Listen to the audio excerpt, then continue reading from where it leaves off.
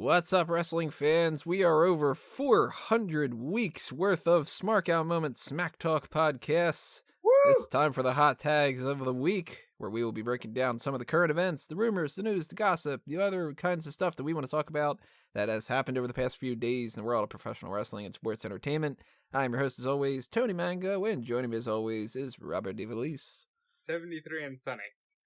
It's 26 Celsius, negative 5% pounds. Global warming. Yeah. And there's your hot tags. The heat index is real high. Hot as balls this past fucking week. Yeah, very swampy. Not a fan of that at all. You should not have the heavens rain down upon you to try to make everything cool itself down, because it's like, you know, you click on your phone, you check the temperature, and it says, hey, it feels like it's 118, and you're like, why don't you just say nope? just put down a big X over like the idea of go outside and just be like, no, I got AC. I'm fine. We'll order delivery and not have to deal with any of this crap. Why order delivery when you can just make a DiGiorno? Because DiGiorno sucks. Oh yeah, they're not great. Yeah, last time I got DiGiorno, I got it specifically because it had that option with the cookies. And I was just like, yeah, pizza and cookies would be great. And both of them sucked. And I'm like, what the hell? How do you ruin pizza and cookies?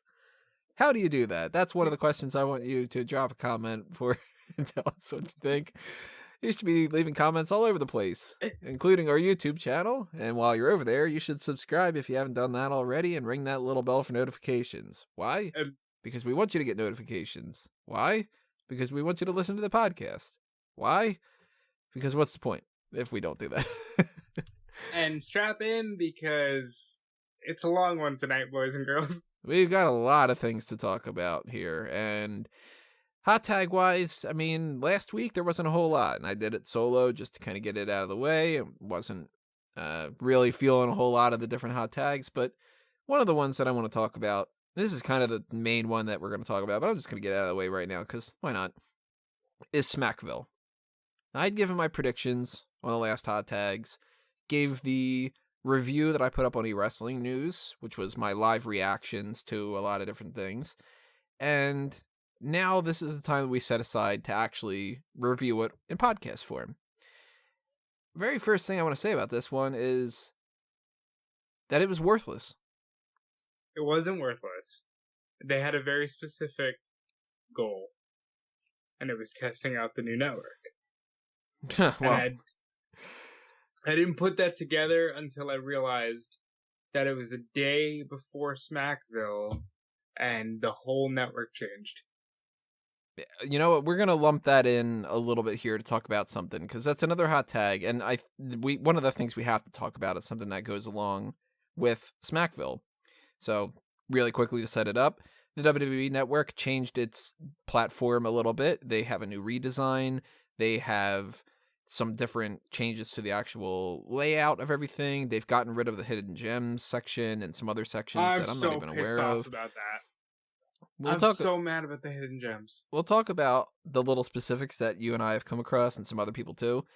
But one of the things that like stood out to me was when I was trying to watch Smackville, I couldn't get it to cast to Caroline's TV. And I've had, it used to be, this. I'm going to dive into some of these things. This is how this is going to be a 3-hour podcast. So when I got her a new TV a while back, I ended up picking up one that ended up getting to where you could cast it. Now, my TV at home, I don't have that function, so I don't use that all that often. Instead, I've got my computer hooked up to my TV, and I just use it the way that if it would be if you just used it on a regular computer, like your laptop or something. So when I watched the WWE Network at home, I'm watching it through the internet platform, and it's just another window on my screen maximized. And I never really have a whole lot of issues on that. When I'm over there at her place, I use the cast function. And at first, I was running into these issues. Turns out that it was that I wasn't able to connect with my laptop to her 5G. So I was like, oh, okay, well, no wonder things aren't working correctly. Eventually, bought a new thing, a new network adapter, got that to work fine. And for a long while, the internet connection, the network, all that stuff was great. Then they ran into that issue with they didn't have HTML5 at that point, where they were still using Adobe Flash. And Flash was like, no, fuck this. We do not want people to be able to cast. So you didn't have that option anymore. You had to go through Google Chrome and the little settings and cast the entire tab. And for the last bunch of months, that's been working pretty fine. Doesn't look as great of a quality, but it still doesn't have any issues. With this, though, I couldn't get the audio and the video to sync up. And I was thinking that this was maybe a problem with the internet, maybe it was a problem with my laptop, maybe it was a problem with the TV, because it was working okay on like the laptop itself. And I looked into it, and plenty of other people have had audio sync problems. So if you're one of those people that's out there that you couldn't get it to cast and sync correctly, add my name to the list, whether you did it through the app or you did it through... I saw some people that had that issue through Roku, some people through PlayStation, some people through Xbox, some people through Chromecast, some people through the internet. You don't do the casting thing, right? Now, is this just in live form? I don't know for sure about that. It was at least through the live form. I didn't test it out through any of the other things. Admittedly, I wasn't like laser focused on my TV, but I didn't have a problem streaming Smackville. How do you now usually I feel like I need to go back. Stream it? I typically through the PS4. So it might work better that way. It might, like, if you're the direct source, it might not have as much of an issue. But I did see people that had it all over the place that had different issues. So I didn't like that at all, because then that meant that I had to watch Smackville with half of a laptop screen and the other half on my, like, notes and stuff. And that's just no good way to watch something where it's, you know, the size of the screen is about the size of, like, my fucking wallet, essentially. And if you want to contribute to that wallet, you can hit up the merch shops on TeePublic and Redbubble for Smark Out Moment and Fanboys Anonymous and a Mango Tees, or you can hit up that Patreon, patreon.com/SmarkOutMoment, or patreon.com/Fanboys Anonymous if you want us to do more Patreon stuff. Yeah, you did. The other day, you tossed $5 my way. So you got $1, you got $5, you got $48,000.26. Whatever the case may be. Did you say Tony 6 cents? 26. Did it sound like I said Tony 6? If you have Tony 6 cents, then that's even better, because then it's meant for me. Yeah, you know, Patreon's Patreon. Everybody knows what Patreon is by now. But if you want to donate and you want to help us keep the lights on, you want to see more stuff from us on Smark Out Moment and on fanboysanonymous.com, then that is a great, great motivator. But yeah, I didn't like the way that this was happening, and that already put me in a bad mood for Smackville, which I didn't want to watch to begin with. And the Shield's final chapter sullied me on this going forward. I was like, you know, Starrcade, they tried something. They didn't broadcast the whole thing. They did it afterwards, so it wasn't live. They weren't really trying to make it out to be anything special. Smackville and the Shield's final chapter, I feel like they're not like false advertising, but they're falling into that same pitfall that they've gone into a lot of different times where they're like, hey, we got this event, you should tune in because this great match is going to happen and all this. And you're like, it's not going to be great. Stop trying to sell me on it. I don't believe it. And by watching this show, I just didn't fucking like it.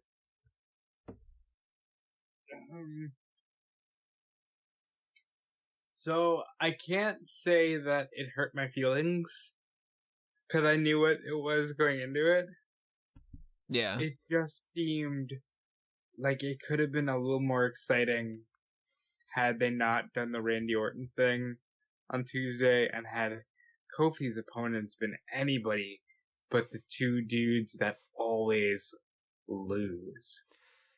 They could have very easily made this something that was worth watching. And I don't think that it's hard either. I think it's just a matter of maybe you don't do something on SmackDown that you want to see happen. Like, maybe Smackville could have been when they had that match to determine who could fight Randy Orton. That Randy Orton won that he could fight Kofi Kingston, where it was, who was it? It was Joe, Ziggler, Elias. No, it was Joe, Elias, and Randy. Yeah, so maybe that match should have happened at Smackville, you know?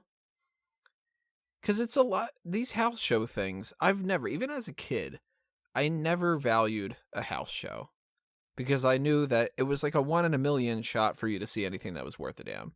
You could still see fun matches and you could still see people playing around and having some goof off moments and stuff.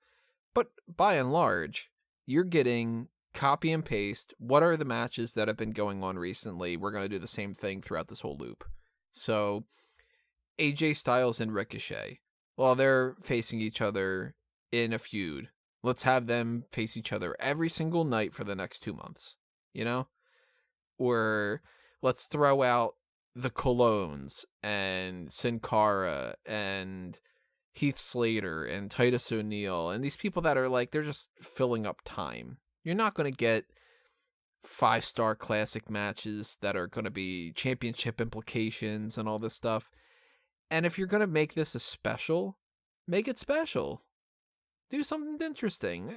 Don't sell me on the idea that you've got Shinsuke Nakamura defending the Intercontinental Championship against Finn Balor when you had that match with the flip-flop of Balor's the champion, he's going to fight Shinsuke Nakamura. We didn't bother setting it up ahead of time, but hey, let's just do it. Balor loses later on that day or the next day or whatever. Hey, they're going to have a rematch in 3 days at Extreme Rules. They have that match, Shinsuke Nakamura wins the title, then you go, hey, remember that rematch clause that doesn't exist? Well, that's happening. And then you can even make the argument that if you were interested in that, you didn't get it because Finn Balor was sick. So they just said, I don't know, let's just throw Ali out there. Because Ali was going to get that SummerSlam match. And that sucks. Because now, like, that could have been something for SummerSlam that I would have been interested in. They would have had this little bit of a build, and they would have kind of, like, put it out there as, well, I don't think that we've really seen Shinsuke Nakamura against Ali. That would be interesting. Maybe Ali's going to win the title. Now he's already fought him. Now I've already seen what they can do. He already, like, beat Ali, so he doesn't deserve it. You didn't see the full extent of what they can do. It was a house show, after all. Even that, though, is an argument in the idea of I shouldn't have had to have seen it on Smackville, because if they didn't give it their all because it doesn't matter, then why did I want to watch it, you know? You give me the book, you tell me, write down an option of what you'd like to see on Smackville. I would have gone with 2 or 3 matches that are a little bit different. And if you say, all right, well, this is Smackville, this is what it is. Oh, we ran into a problem and Finn Balor's not there, we need to replace him. I would have gone with Matt Hardy. I would have gone with maybe Rusev. Have like, oh, Rusev came back and he's fighting Shinsuke Nakamura. What's going to happen there? Is that going to be the start of a new feud? Maybe Shelton Benjamin just for something slightly different. Maybe I would have had something during the house show that would have been like, we're going to have a bunch of people fight each other and they're going to fight Shinsuke Nakamura later. So that way you could start off the show with a quick couple seconds of like, well, we needed to determine a new challenger and we had a battle royal earlier and it was Chad Gable who won. You know what I mean? Yeah. I would have saved the Ali thing for SummerSlam. Maybe they go in a different direction now and they go with like Apollo Crews. Maybe. Or I don't know. But I do want to touch on the whole house show idea, because when I was about 11, my dad took me to a SmackDown house show, and my God, the surprise that I had when it was like one light over the ring, and it was a completely different vibe. I mean, I was into it by the end of the night, but at first I was like, oh shit, does this suck? like it was such a weird environment for me because I had only seen the TV product. Not to mention that it was a card that was headlined by Kurt Angle teaming with Luther Reigns and Mark Jindrak, and that is never something to write home about. I wish I could remember the first house show that I went to. I'm pretty sure the first thing I went to was that In Your House Mind Games. And then I went to some kind of a house show, and then I went to a Sunday Night Heat taping, if I remember correctly. But it's weird that, or maybe it was Shotgun Saturday Night or something. I don't know, whatever the fuck that was. Nah, it had to be Sunday Night Heat. That would make more sense. But the house show environment to me has always felt like it's kind of superfluous, and I would rather not spend my money to go to a house show and save it and maybe go to a Monday Night Raw.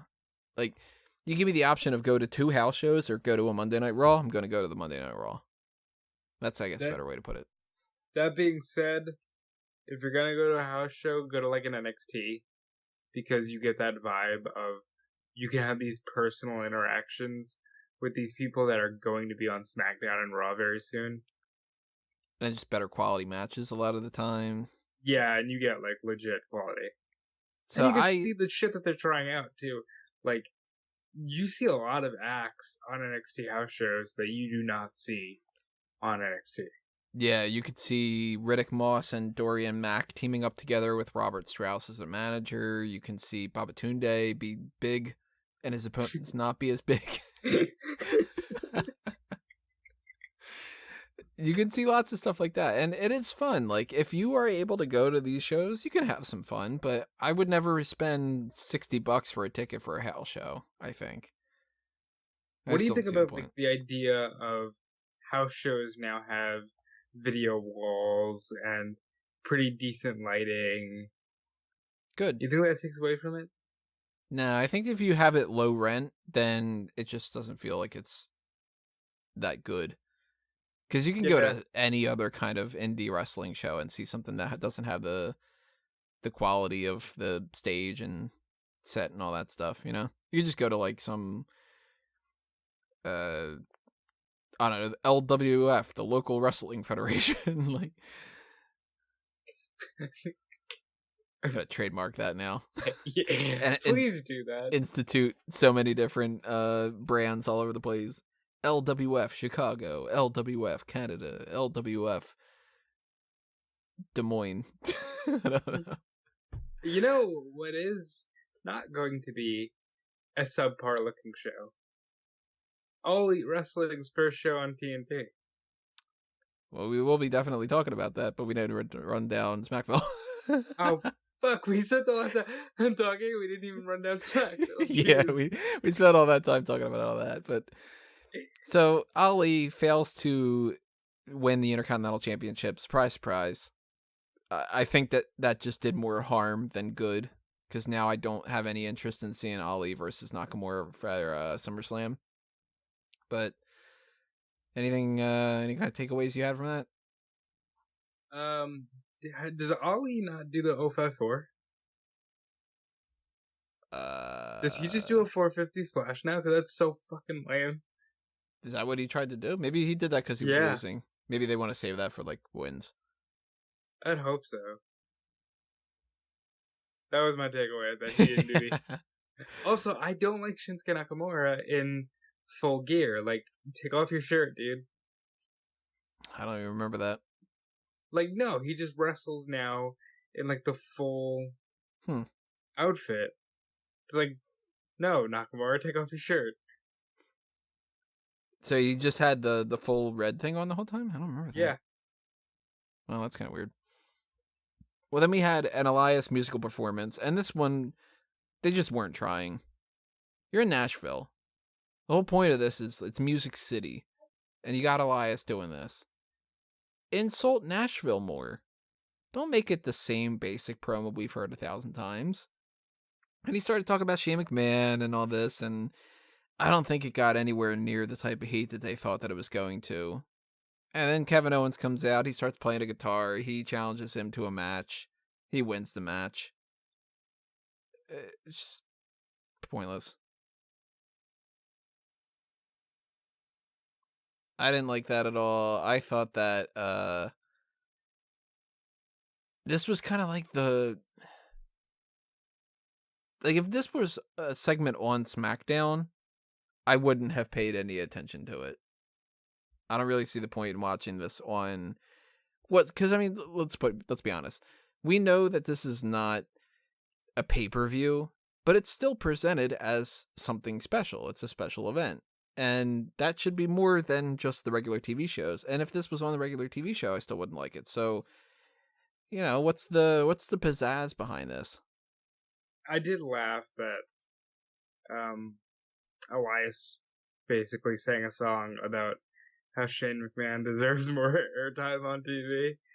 Just because it's like, it's such cheap heat. I laughed at how, like, fans claim to be so smart, but, like, fans get worked up by a gimmick like Elias's so easy.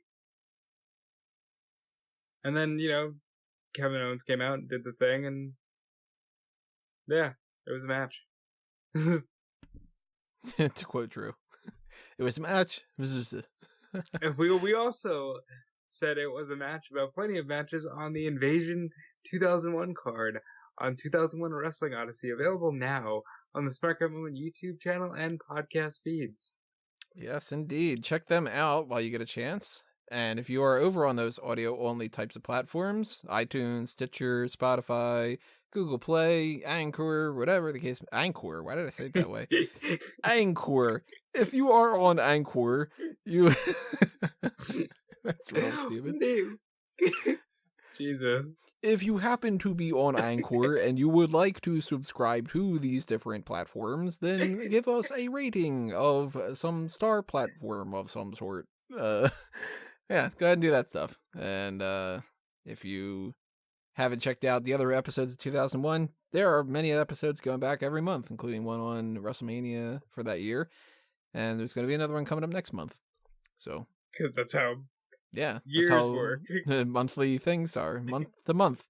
Just like our monthly mailbag, which is coming up next. So send in those mailbag questions. Hopefully as soon as you see this, because we are probably going to do that Wednesday afternoon at 3 o'clock Eastern time is when we'll be recording. So don't wait too long to send them in, because if you send them in like Tuesday at midnight, you might not have a time to really actually plot that stuff out. So that send means them in. Get your Big Brother questions in after school, Frankie.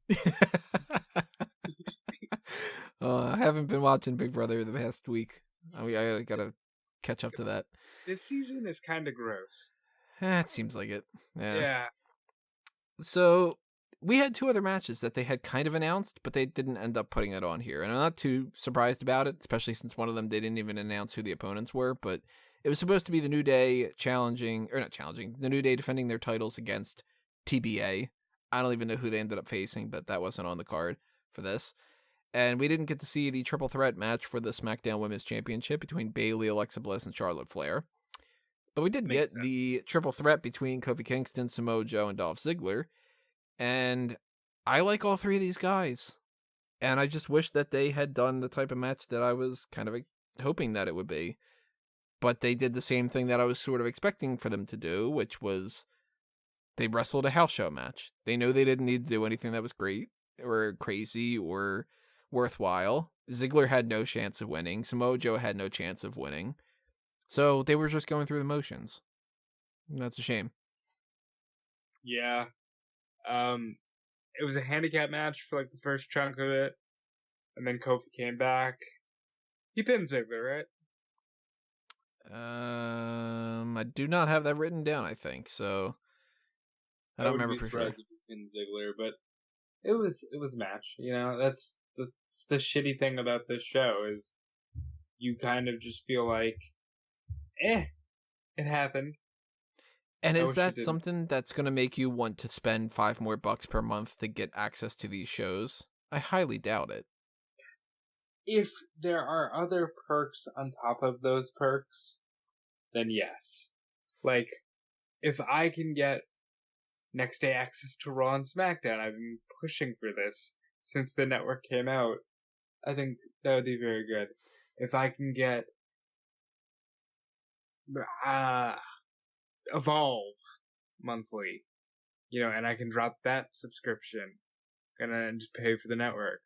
Or if I can get ICW, Progress, and drop those subscriptions. I don't pay for those subscriptions at the moment, but they're out there, and that'd be a good way to save people some money. that's where some of this redesign stuff comes into play. We got to talk about that because we've been hearing for a while that they were going to change things around, and they needed to when they needed to switch over to HTML5. For anybody who doesn't know, Adobe Flash is the platform that they used to use to actually like project the shit on the screen. And The video? yeah, shit on the screen, same thing. So Adobe Flash is not going to be supported anymore. That's just slowly dying out, and I don't remember exactly when, but I think it might just like be the beginning of 2020 or something. It's just no longer going to be supported. That's sad, man. End of an era. Yeah, all those Flash games, like addictinggames.com and stuff, which if you want to support us, you should do whatever. Blah, blah, blah. Thumbs up. All that stuff's just going to go away. You can't get the access to the Flash stuff anymore. And WWE needed to change that. So they rolled that in with a bunch of other changes that they wanted to make. I mean, this is the first redesign that we've had since they originally put out the network. And they tweaked a bunch of things, some for the better, some for the worse. They had been talking about doing different tiers. And the tiers have not been 100% specified of all the little details. But it seems like what it is there would be a free option, a like $4.99 a month option that would only give you access to certain things, the regular $9.99 that we have right now, and then something that would be maybe $14.99. And the $14.99 one, or maybe it's $19.99. I don't know which one it is. I think it's $14. That would give you access to house shows that they would film and other promotions. ICW is potentially one of them. Evolve is one of them. Progress is another one of them that might happen. Different things like that. Basically, are you somebody who is a casual? Are you a little bit above a casual? Are you our target audience, which is the $9.99? Or are you supremely dedicated, big wrestling fanatic who wants as much as they can possibly get? I can't imagine that many people signing up for that $15 or $20 tier. And I certainly can't expect almost anybody to sign up for it if it's just these shows. If they loop in ICW, Progress, all the other kind of things like that, then yeah, like if you subscribe to the WWN, you're going to probably drop that and get the WWE Network. Because why wouldn't you? What's the name of that platform that recently just they announced that the DC is going to be part of it? HBO Max? HBO Max, yeah. That's something that if you like Friends, if you like the DC movies and all that, somehow that's all going to be worked in. How does that affect, like, DC Universe and, for that matter, Bleacher Report Live? Because it's all fucking Warner. I don't know. Right? I think that is their attempt to be the very first one ahead of the game when it comes to... Let's future-proof this a little bit. We know where this is heading. We used to have... This is before our time, even. You used to have just the regular wavelength that you got those couple of stations. You had the rabbit ear antenna kind of set up. And then people came out with cable and satellite dish. And you can order different channels. And then it was, all right, well, people don't want to really necessarily pay for cable, but you want to pay for it because you don't have commercials. And then commercials came about, and, you know, people just went like, all right, I guess you can fuck me in the ass that way. And so cable became a thing where you would start to have people like Xfinity, where they were Comcast back then, and Spectrum and Time Warner and blah, blah, blah, where they would do the packages of the cable networks. And that's when you get those whole things where it's like, well, if you sign up for this thing for $5 more a month, you can get HBO on top of that, and Showtime and Stars and whatever. Eventually people got to the point where they didn't want that anymore, and Netflix really changed the game, and people were signing up for Netflix and not using cable anymore, just using the internet. Now everybody wants their own streaming platform, but eventually it's going to get to a point where people aren't going to have the money to be able to spend $10 a month for this and that and that and that and that. Because if you're spending it on Hulu, on Amazon Prime, on Netflix, on CBS All Access, on HBO Max, on the WWE Network, you spend on 10 services, you're already spending $100 a month. You might as well just have cable. And somewhere down the line, whether it's a year or 5 years from now, people are going to need to group these. And they're going to be more like, all right, HBO Max, you get the Warner stuff, and you get the DC Universe, and you get all that stuff, which would normally be $5 to $10 a month a piece. You can get that all in one package for $20. I think that's what they're trying to do. I don't like it. Like Disney Plus, that's going to have so much content because they've got the Fox stuff now. But Disney has a stake in Hulu. And I'm thinking what Disney is going to do is they're going to have that be a 2 separate thing. It's going to be Hulu and it's going to be Disney Plus, and everything is going to be underneath those two. Yet they'll probably make some kind of a thing where it's like you can get Disney Plus and Hulu instead of it being $20 a month to have one $10 one and another $10 one. Hey, we'll give it to you for $17.99, or you know what I mean, like something like that. But if you don't like all that stuff, there's no point in you actually signing up for it. So if the WWE Network acts as this hub where you can get the World Wrestling Network and the WWE Network for $15 a month instead of spending $9 for WWE, and how much is WWE? $9.99. Yeah, so if they're $10 a month a piece, you'd be spending $20 to get both. And if they just buy them out and they just start using that, you get both of them for $15. More people will do it, I think. But these shows like Smackville, this is not going to draw people.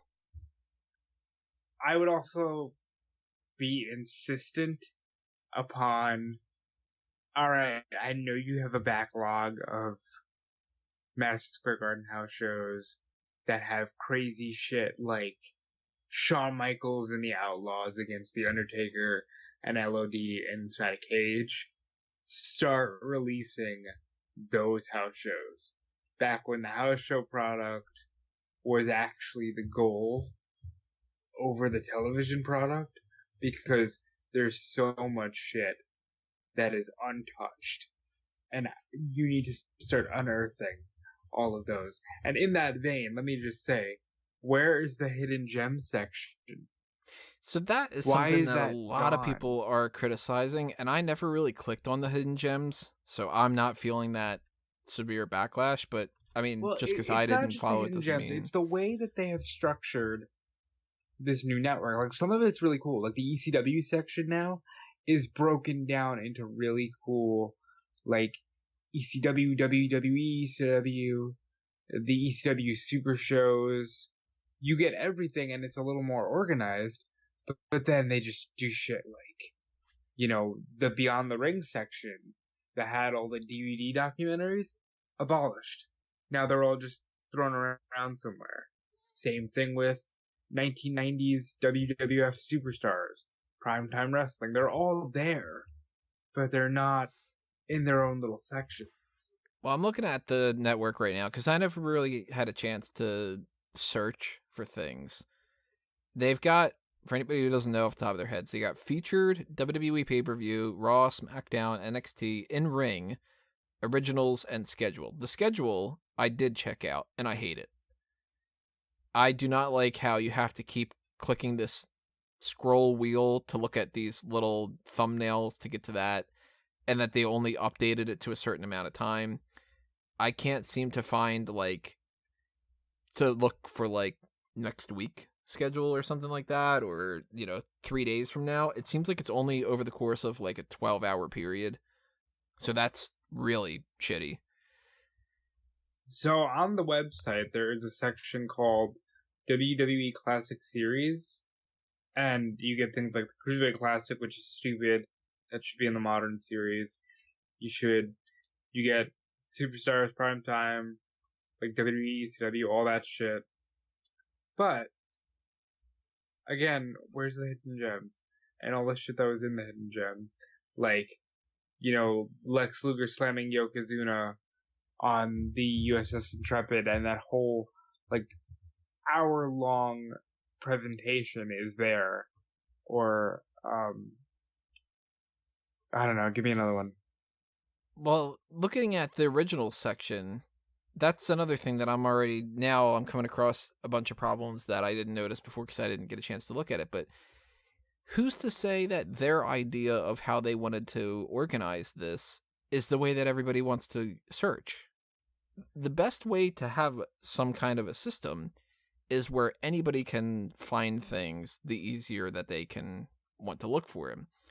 Like, I'm the type of person who I used to use that little drop-down menu because I would go through, like, the originals and be like, all right, well, which originals are there? Now, they're just in, like, they're not even in alphabetical order. You've got under featured programming under originals, you got WWE 24, then Ride Along, Untold, Photo Shoot, Chronicle, My Son and Daughter is WWE Superstar, Table for Three. I wouldn't even know which section I have to click on to get to, like, 365. You have to go to the second thing on that. Is that going to unload and reformat itself the next time I load this page? Is it going to be like, you've got under all shows, you've got documentaries. Well, what if I kind of don't think that it's necessarily a documentary for it to be... They've got Zach and Kurt figure it out under a reality series.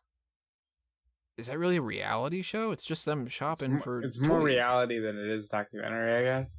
Well, yeah, more of that. But, like, what about WWE Game Night is a reality series? I don't think that that's a reality show. It's not a documentary. It's not almost anything. It's just like an oddball show. I also don't like that they've gotten rid of the fucking collections, which was easily one of my favorite parts of the network, because you just had like a random collection of like all the War Games matches, or they had a collection on Triple H versus The Undertaker, and you could see all those matches. And it's here. It's all here. But it's just in a weird fucking layout. It's also weird that they changed. I just noticed it now. It's not network.wwe.com anymore. It's watch.wwe. Watch.wwe.com. Why? Why even bother? I don't know. Like, how? Like, where do you find? Like, you said the ECW section. I don't even see the ECW section. Go to on shows. Not shows. Sorry. Go to already it's WWE. Go to In-Ring. Go to. If you just scroll down, ECW will be there. That's so counterintuitive. And then, like, that's the thing. ECW now is just like this entire section of everything that's ever been on the network about ECW. And ECW is coming after WCW. It's not even out in alphabetical order that way. Oh, well, I think they're doing it in order of importance, because WWE, then WCW, then ECW, then all the territories. Then Mid-Atlantic Championship Wrestling. Which is interesting, the territories, right?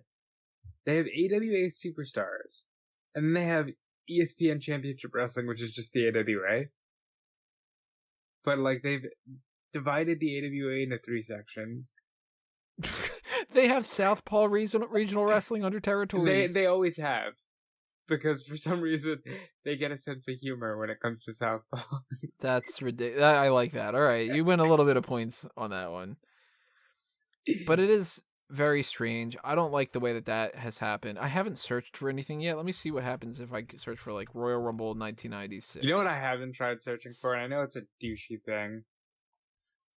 What, Chris Benoit? Yeah. I'm a little curious. Alright, like... Chris Benoit comes up with...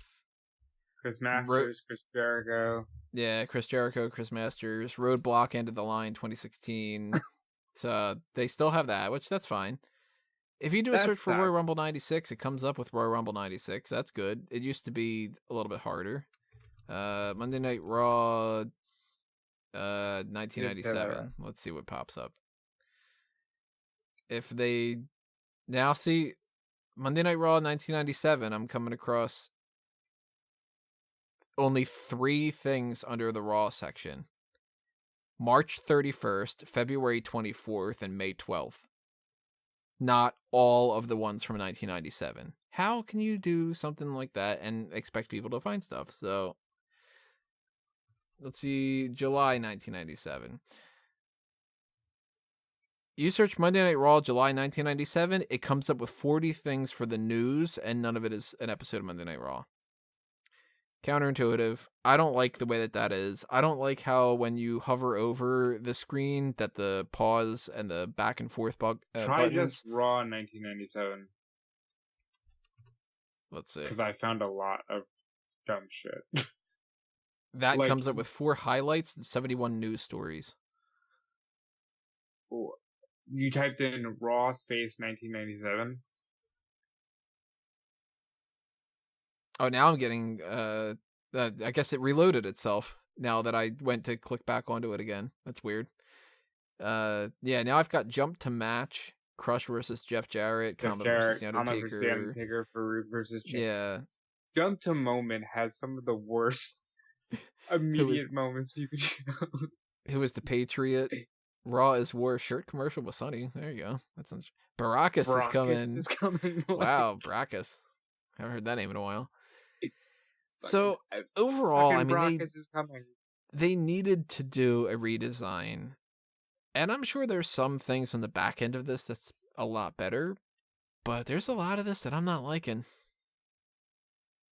A lot of people having problems. A lot of people saying that they can't find some stuff, to take out some stuff. It's never a good thing when you take things out, no matter what it is.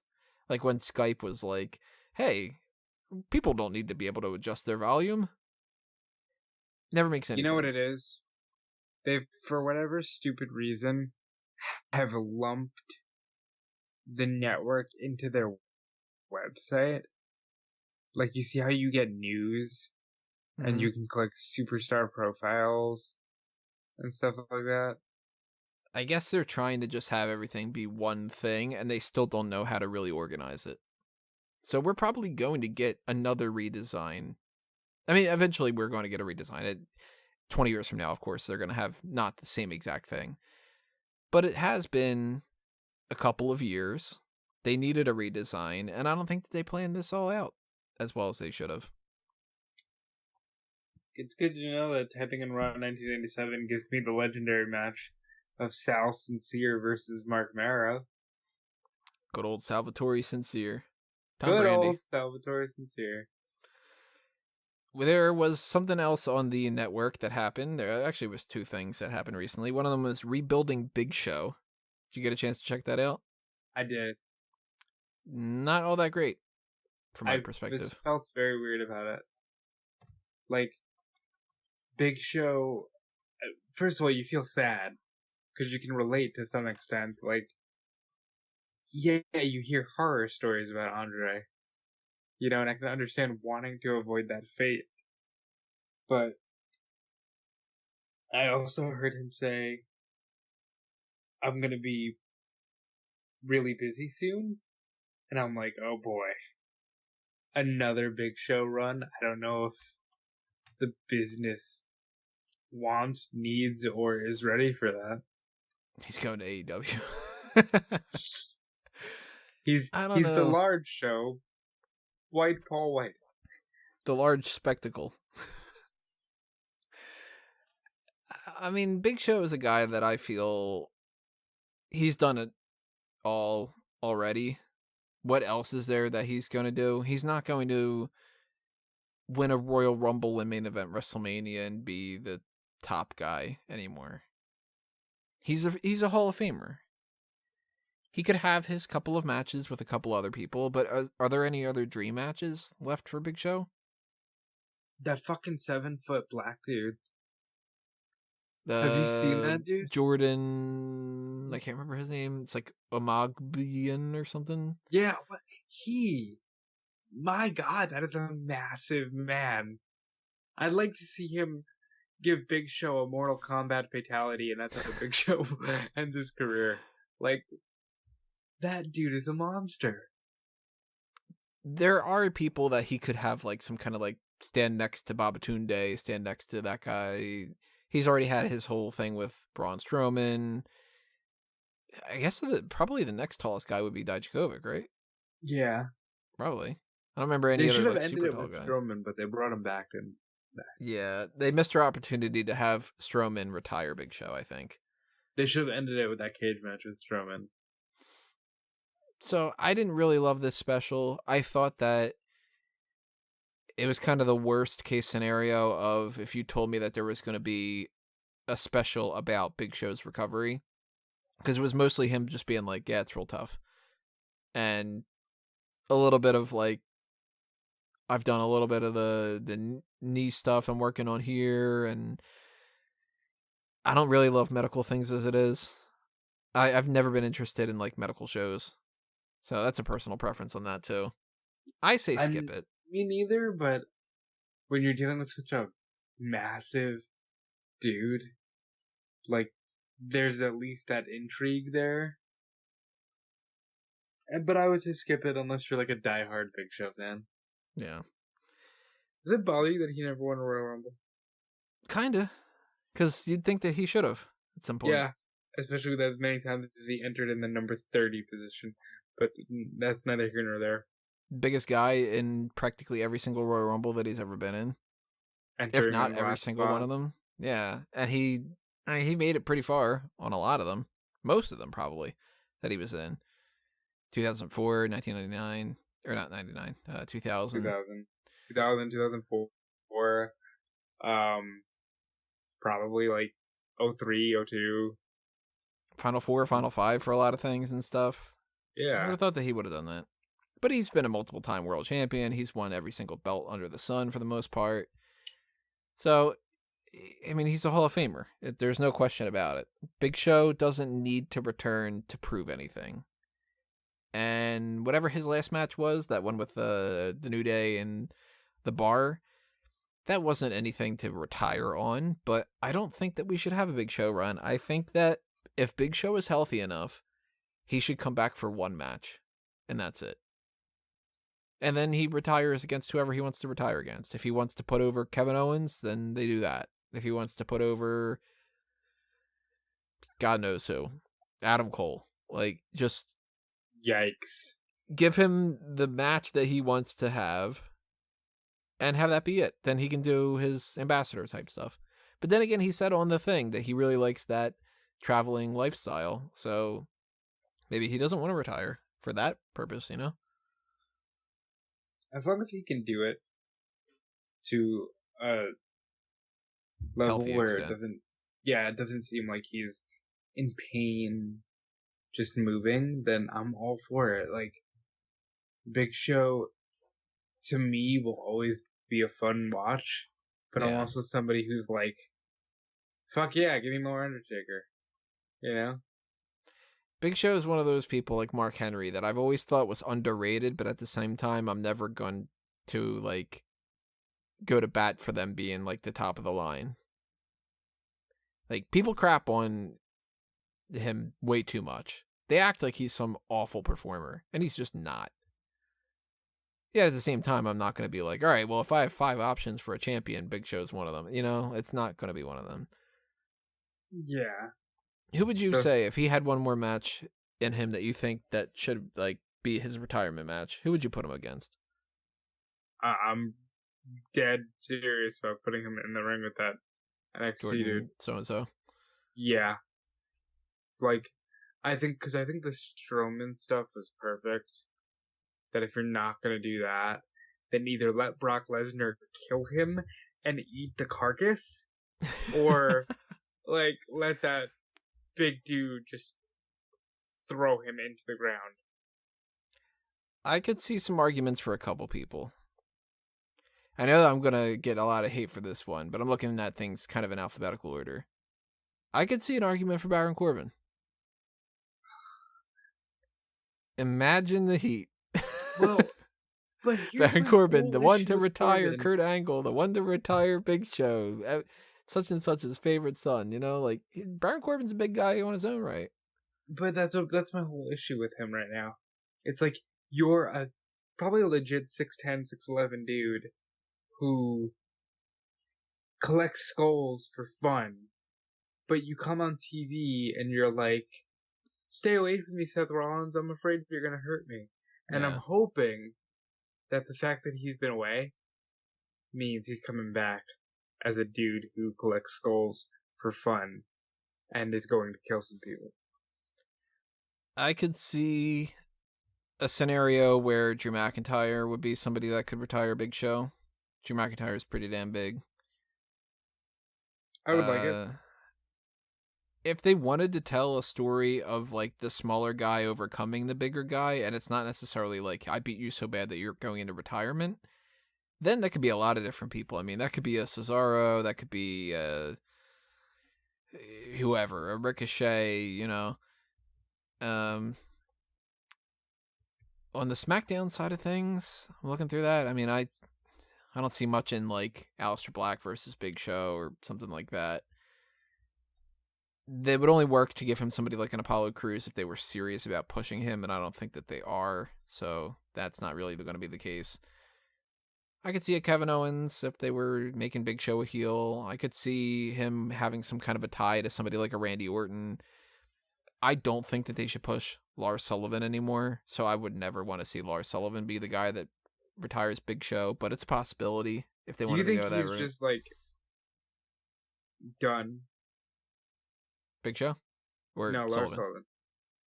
Kind of hope so. But I don't think so. I think that he's going to come back from his injury and get some kind of a massive push. I think it's going to come right at the perfect time that they're going to be like, oh, well, goddamn, like we've got him. Let's make him the one that challenges Roman Reigns for the title or something like that. But you know what? I mean, and Saudi Arabia likes to do this. Put him in the ring with Brock. Let Brock kill him. Let Brock wail on him with the fucking chair. Let Brock Sullivan? F5 him into oblivion. No, Big Show. In Saudi Arabia. Like, just let Brock destroy him in Saudi Arabia. That's the end of the Big Show's career. You put over arguably your greatest rival, and you're done. Possibility. In any fashion, I say skip the Rebuilding Big Show special. But I will say, if you got the time, watch the ride-along TakeOver Thruway. The one that was Heavy Machinery in one car, Aleister Black and Ricochet in the other one. Did you get a chance to check that out? Nah. There's a couple highlights on there. Are they all from Otis? Actually, no. Funny enough, not all of them. He does talk about having a 23-inch something or other. Yeah. Tucker, apparently in NXT, he tried to do a gimmick of being a ladies' man, of all night Tucker night. That sounds like a very WWE developmental gimmick. Yeah, the idea of let's put the overweight guy into this kind of flashy Chris Jericho looking outfit and have him pretend like he's like a ladies' man and stuff. I thought that footage was pretty funny. Aleister Black and Ricochet get pulled over by a cop at one point. That's kind of funny. I have a note that says Tucker leveled up when it comes to his wife. She's cute. I didn't know that Ricochet had a kid. Yep. Yeah, didn't know that. So I say watch that one. That one was worth a watch. It's only like 20 minutes or something like that, so it's not like you're making a big investment on your time on that. Were there any other network specials? If there were, I couldn't find them because of the new redesign. But there might be. And if there are, drop a comment below. Tell us what we missed out on. So another show-related thing that we should talk about is that WWE put out a new trademark for WWE After the Bell. And all signs seem to point to this being that FS1 show. Well, I don't dislike that name. The FS1 show was going to be like a precursor. I think it's going to be a recap show, and that's going to be even less of a reason to watch. See, I would like it if it was like a Tuesday Night Titans. Either way, I think Renee's going to host it, and it should be good. She was good on, was it Aftermath in Canada?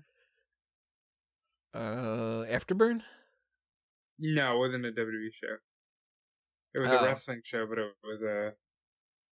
then that was AfterBuzz? Or something like that? The yellow logo. No, that's AfterBuzz, but I think it was Aftermath with Arda Ocal, who was briefly in WWE as Kyle Edwards. Yeah, that was weird. Arda Ocal. I'm assuming that Renee hosts this for sure. But they might put Charlie Caruso on there. She's got that ESPN partnership. They might want to kind of do something with that. Yeah, Aftermath TV is what it was called. Huh. I wouldn't mind Renee on this show. I don't want to lay on it forever because I did this in the Facebook stream and it went for years. But the Renee Young Twitter troll bullshit, where basically she said something totally unrelated to wrestling. She said, "I wish grown men could stop tucking their ears into their hats." And that was met with a reply of, "I wish WWE would hire somebody competent for commentary," or something like to that effect. And she initially replied by saying, "Well, the checks keep coming." And that got people like, "Oh, well, Rollins went from babyface to dick real quick because he mentioned his bank account." And then that led to Renee being really honest and vulnerable about it and saying, "Listen, I know I'm not good at commentary, but what do you want me to do? What would that say about me if I just quit? It's not easy to learn a skill in front of the whole world." Which is very true. And I felt really bad. Because Renee, first of all, to give a real response like that, you must have some sort of insecurities. You know, because nobody just out and out says, "Well, I suck." Yeah, I mean, she probably gets this kind of stuff all the fucking time. And that's awful. Brandy Rhodes put something up about that, about like she gets like death threats every day, and it's like, you're all insane if you're sending that stuff. And, you know, it's not easy to be in the spot that she was in. She came in as the knight in shining armor because she was the first full-time woman ever on commentary. And as soon as that wore off, people were like, "Oh, I'm over it." You know? Because the first night, she didn't even do much, and people were like, "Yeah, this is great." But now, you know, it's not a thing anymore. It's not special anymore. So people just want to crap on it. Now, if you ask me, do I think that Renee Young is better as a commentator or as an interviewer or as a pre-show panelist, I'm going to go with panelist. I think that's where she really shines. The interview stuff, it's hard to tell because WWE makes all their interviewers robots, so you can't even tell who is good at that and who isn't. But yeah, I don't think that Renee Young is the best commentator. I don't think that she's in the top 20 commentators that have been in WWE. But people act like they need to crap all over her when there's been so many awful people. And it's not even in the past 5 years. You can go back through all those different times, and you can be honest about some other people. Like, Randy Savage was not an amazing commentator. Oh, no. You know, Vince McMahon was not an amazing commentator. I fully disagree with you there. He's amazing in some ways. Let's put it, you know. Vince is good. You know what? I think Vince is good. It's like when you host this show. You know exactly what you're looking for, so you know exactly what you're doing. Mm-hmm. Vince, when he does commentary, and I listen back now, I'm like, so this is what he's looking for. He's looking for somebody to tell the story and to not necessarily know any of the information of what he's telling. I don't barely talk like this. And to be really excited sometimes. You know? and say things like, "Off the ropes and back body drop." Like, yeah. Everything's just 1, 2, he got him. He got him. That's it. No, I didn't. No, I'm sorry. Yeah. That was ugly too. Like, but, you know, you get, like, the Bobby Heenans, who are, like, the best for color commentary, and Jerry Lawler and Jim Ross, and you get that kind of cohesion between play-by-play and commentary. And when you got a 3-person booth, it's almost de facto you have a play-by-play person, a color commentator, and somebody who is just kind of in there to pepper a couple little things here once in a while. I forget what it was that Pritchard had clarified it as, but it was something like the point man, or like I don't know. It wasn't like another color commentator thing, but he kind of pointed out the idea that it was like if you have Vince McMahon and JR and Jerry Lawler, then JR is the play-by-play, Jerry Lawler is the color commentary, and Vince is the one that's just kind of inserting a couple lines every once in a while. I think that's a perfect dynamic. And Because that's Vince what Renee is. She's that one that just puts a couple extra little things in there every once in a while. See, I think that's what Michael Cole should be. I think he's too necessary as the play-by-play. Because Corey Graves is definitely color. Okay, And I but don't what think if that you Renee do a could really thing do the play-by-play. where it's Phillips as the play-by-play, Michael Cole as just the talking head that kind of steers the ship and plugs the stuff, and then Corey is the color commentary. That could probably work. Although that doesn't have a job for Renee. What? But then again, that's where you go, well, sometimes people don't have to be everything. Sometimes you can NXT. just have her be the color commentator for something else, or you could have her be the kickoff panelist thing, or you can do this, you could do that. And if she's going to do this FS1 show, which I would assume that she would, it's either going to be Renee Young or Charlie Caruso plus one other person. Or Renee Young and Charlie Caruso plus one other person. Could be 3, yeah. I think that other person is going to be Jerry Lawler. Probably. It might be somebody else. They might, if they want to kill it, they'll put Scott Stanford in there. And that's not to crap on Scott Stanford. Scott Stanford is actually better at his job than a lot of people give him credit. It's just a matter of Stanford is one of those guys that he lives out of that whole Stanford kind of area, and he only does those. So if you see Stanford out there, you know that it's a show that they are not investing in. It's just bottom line or some kind of like WWE Now type of thing. WWE has too many of these things. There's far too many recap things. There's like a dozen of these shows. So But adding another one on FS1, the only way that I'm going to be interested in it, I'm actually, well, let's put it this way. I'm not going to be interested in it because I'm watching all these shows to begin with. But the only way that I could see it being worthwhile is if you're somebody who doesn't have the time to watch something live and you don't watch any of the other recap things and you don't want to go on YouTube and you don't want to record things and you don't have a DVR. Basically, if you're an old person. Yeah. Or you're somebody I who is do just think- so obsessed with WWE that you have it on like 24/7, you know? I used to think the recap shows were cool. Like, Bottom Line covered Raw, and Excess was like your overall recap show. And it's good, but you don't need that in 2019. No. We were talking about this behind the scenes type of thing. Does anybody even follow play-by-play stuff anymore on websites? I don't think so. I'm sure there's some people out there that do, That's but hard there's to say. there's Those people always that. get a shit ton of hits.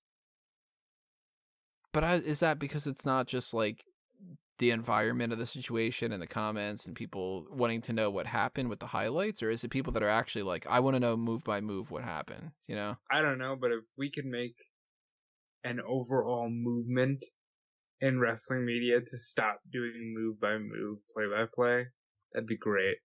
That would be fantastic. That would be I don't fucking great. I don't think there's a purpose anymore. I think that by now, if you do not watch Monday Night Raw, you know what? Let me put it this way. This is a good example. One of the doormen at Caroline's, he talks to me all the time about wrestling. And he's always like, did you check out, WWE and whatever? The other day, I said to him, I was like, yeah, I actually just got done doing some work on whatever. And it was on Wednesday. And he's like, oh, wait, there was something on today? And I was like, yeah, NXT. And he goes, oh, I don't watch NXT. I don't watch any of that stuff. He kind of like threw it off as like, I don't watch any of that garbage. But he's like, I watch Monday Night Raw. And I was like, no, you got to watch NXT. NXT is so much better than Monday Night Raw. And he's like, oh, yeah, really? Which one's that? Whatever. That's the one that's on right now and whatever. And I'm like, don't watch NXT UK if you don't have the time. Watch NXT. That's the good one. Watch it at 8 o'clock at night and whatever. But a lot of people, they only watch Monday Night Raw, or they only watch Raw and SmackDown. They don't pay any attention whatsoever to 205 Live, NXT, NXT UK.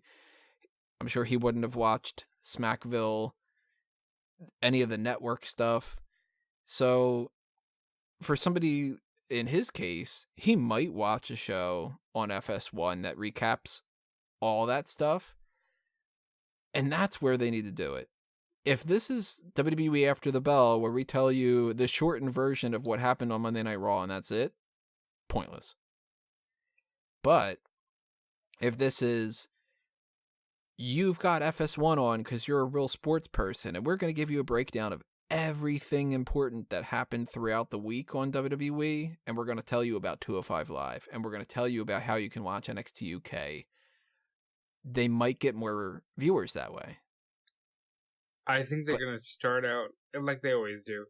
They're going to try really hard in the beginning. The first and then it'll become 3 months. This is what happened on Raw last night. And then, like, in 6 months, you'll hear, After the Bell quietly went away. You'll hear that for some reason they shifted people around, and no longer is Renee Young going to be the host on that. She's going to focus on other opportunities, and instead they're going to throw Kathy Kelly on there because she's already at the studio and she can knock it out in an hour, and they can only pay her a smaller amount of money. And look at Main Event. Main Event went from Undertaker versus Matt Hardy in the main event, whatever like that, to very quickly the Jobber Show. Lacey Evans was wrestling on Main Event. What the hell was that happening? Like, she went from being the main event of Extreme Rules to wrestling on Main Event? Come on. See, I think there should be a rule. Like, once you pass a certain threshold, you should not ever have to be on Main Event. When you realize that nobody watches Main Event, I mean, like Lacey Evans, like you said, she main evented Extreme Rules and arguably main evented Stomping Grounds. She does not belong on Main Event.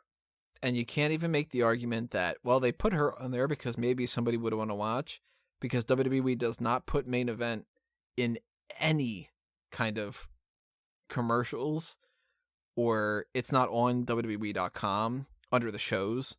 They do not let you know that Main Event is even a show that exists.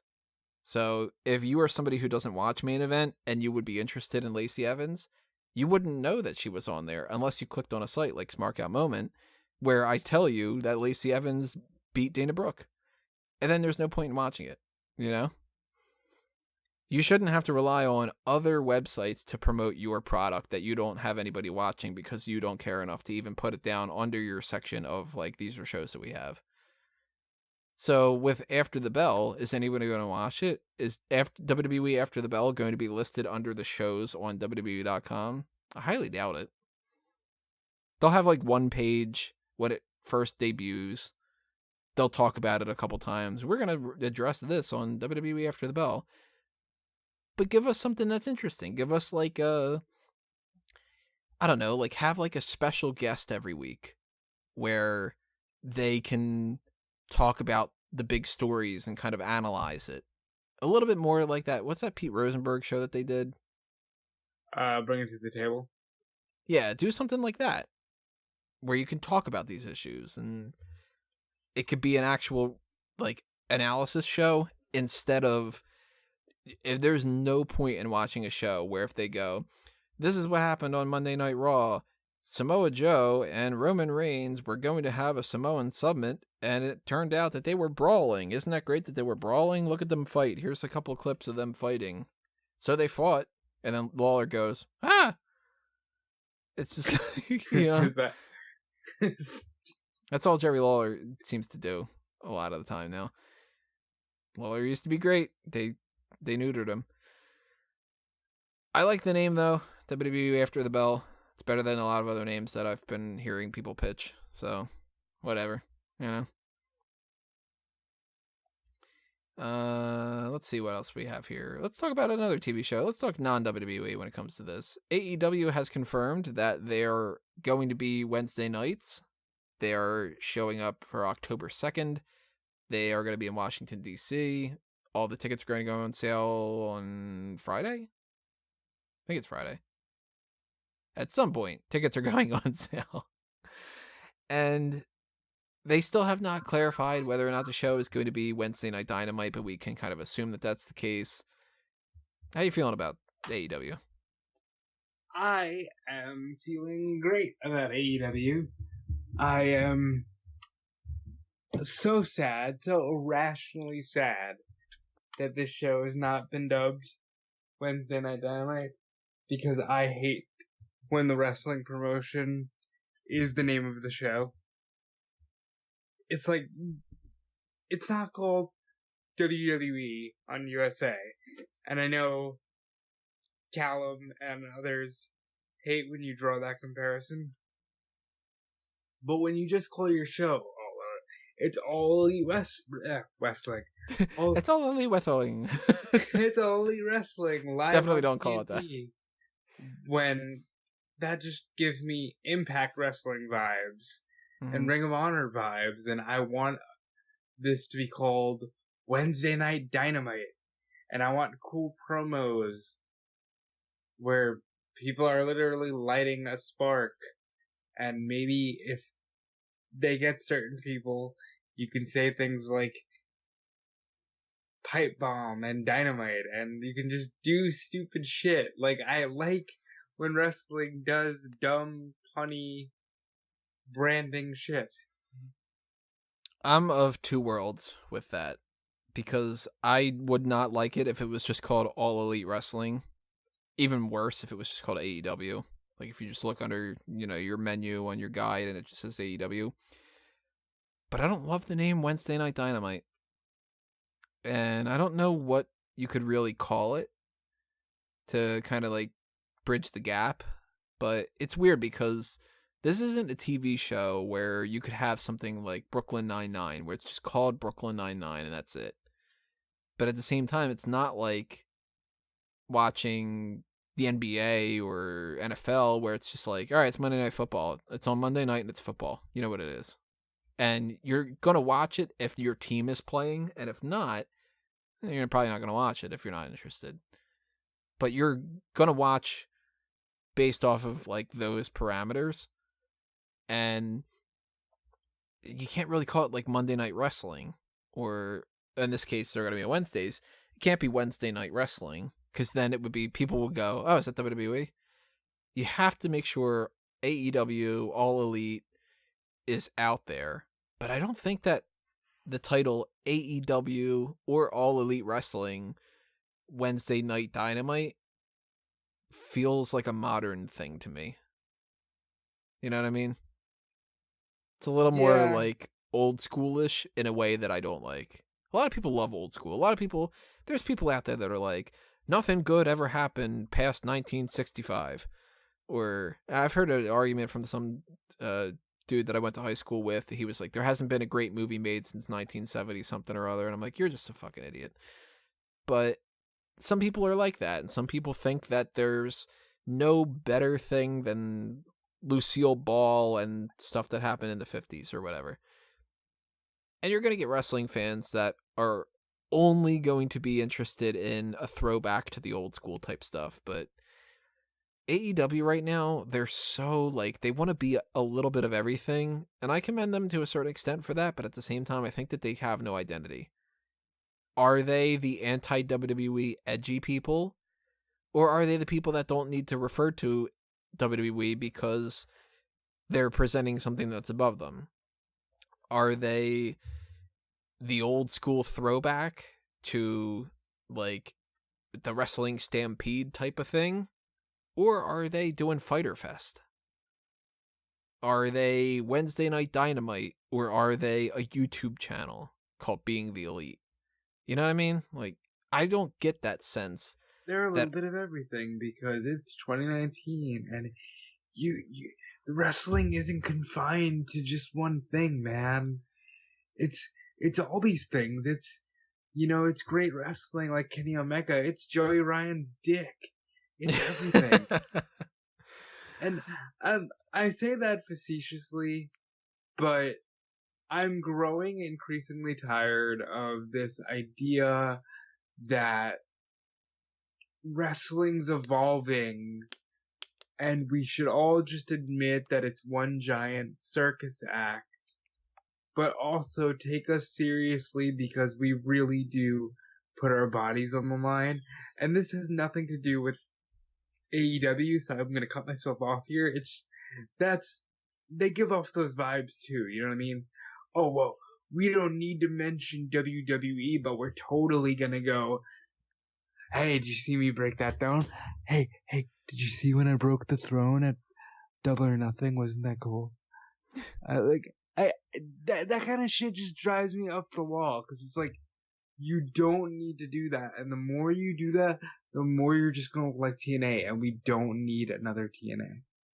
And I feel like AEW, if they're having this Wednesday Night Dynamite type thing, they're trying to appeal to a market that isn't going to connect with the way that they present a lot of the other things. I can't see an old school wrestling fan. Howard, if you're listening, I know that you're an old school wrestling fan more so than necessarily some of the modern things.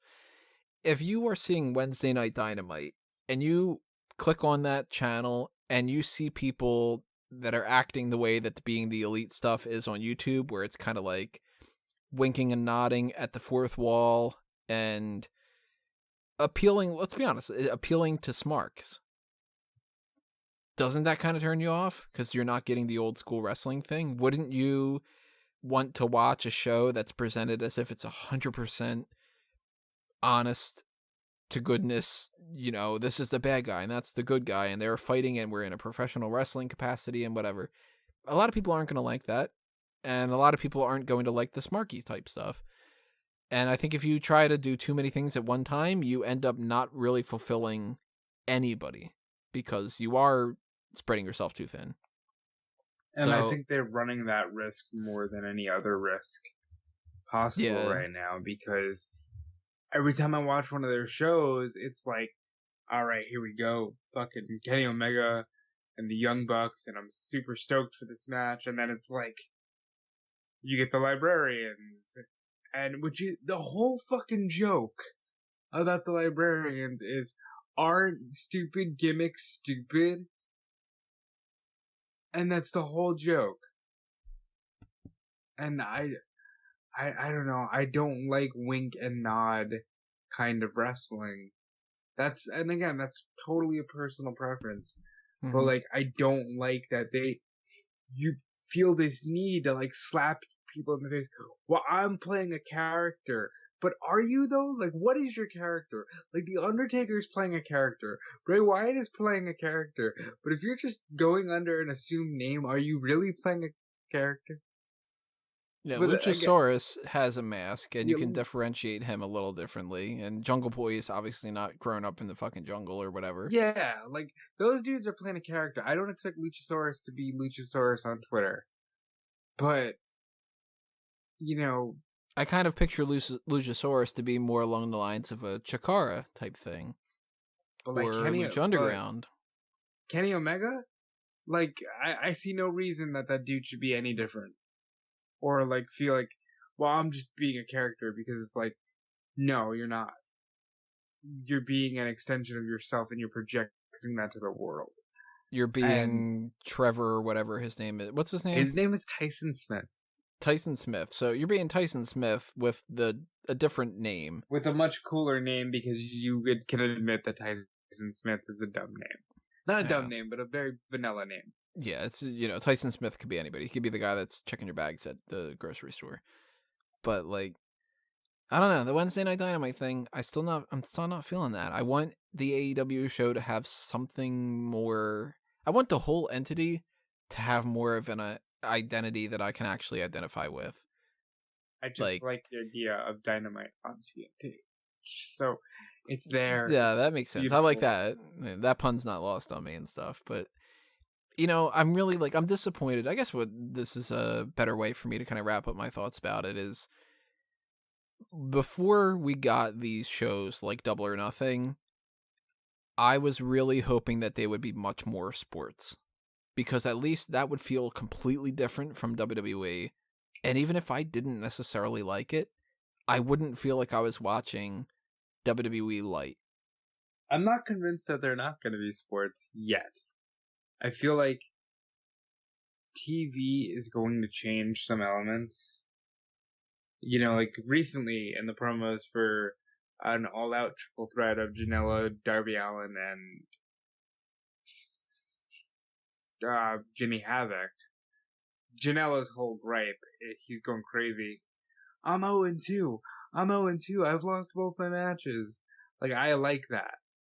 I like that idea that you're concerned about your winning streak and you're concerned about your perception within the roster.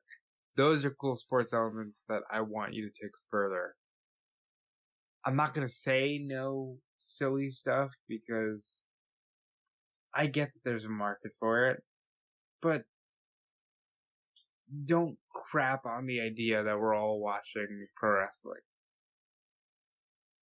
It's tough because how do you play up to all these things? But even just the trademark, if they trademark Wednesday Night Dynamite and they decide to switch over to another night, then they're going to have to go buy Thursday Night Dynamite or whatever. And then that changes their actual layout in the guide and stuff. So are they going to go with AEW Dynamite as the actual name? Kind of like how Monday Night Raw is WWE Raw. But we all refer to it as Monday Night Raw. I'd be okay with that. That's where those kind of weird things come into play. But it's happening October 2nd, so I'm sure over the course of the next month and a half, 2 months, we're going to learn more information about that. Tickets are going to go on sale, as I said, coming up in these next few days. Friday. They are between so ticket prices are, yes, they're between $20 and $250. And I think those are fair prices. It's the first show. It makes sense. You're going to want to be there if you're a really big fan. They're selling $250. You're going like ringside type of thing. Yeah, I mean, They're if that was the way that it out, was, you know that, right? they're going to try to at the very least. I don't know if they're going to be able to, but they probably will. I don't fault them for any of that either. Like, that makes sense. I'm not sure why they decided to go with Washington, D.C., but I know Cody said something about, like, well, it's the nation's capital. Why wouldn't you? Or something, but then again, I don't think that there's any particular thing that where they'd be like, well, we have to go here, or, you know. Can Donald Trump possibly be on 2 shows in the same week? I don't think Donald Trump's going to do anything on AEW. There's rumors that he's going to be... I know they want him on SmackDown. Yeah, I don't know if that's a good idea, depending on how many people really hate him. WWE is also, according to reports, WWE is also feeling that as well. They're open to the idea, but they're like, all right, how can we limit his time on screen and on the mic and on camera? Because they know he's a lightning rod. If I were booking that, I would say, look, I mean, let's, politics-wise, I'm not a big fan of Donald Trump for a lot of different reasons. I'm not a big fan of any politicians for that matter because I think they're all crooks. But I think that there's something useful to having Trump make an appearance on SmackDown, if not just for the coverage. But if I were writing the show, I would say, look, we need to have somebody who's like a babyface not endorse him. It can't be everybody goes, oh, this is so great that we have the president here, and all the baby faces and all the heels are all like, thank you for coming here, sir, and whatever, and then it puts over Donald Trump. You're an asshole. Right, you need something like that. Something that'll get people talking where it won't seem like it's Donald Trump popping up on the show to promote Donald Trump. It needs to be about WWE. So if you can get a Trump appearance, you're going to get a hell of a lot of media coverage for that. If you can get a Kevin Owens... God, I mean, if you could get him to fucking give him a stunner, that would be amazing. It's not going to happen. But, never, you know, I mean, never. Like, even if you can get a not a 2 second, because that's too quick, but like a 30-second pre-taped thing that pops up where Donald Trump is like, hey, it's so great to be a WWE Hall of Famer and SmackDown so awesome, and I can't wait to see what you guys got going on. That, where you have no interaction and stuff, gets you more press and stuff, and that makes it seem like it's a bigger deal. But the bigger deal is going to be The Rock. Who knows? Let's talk about Jimmy Uso. He was arrested for another DUI.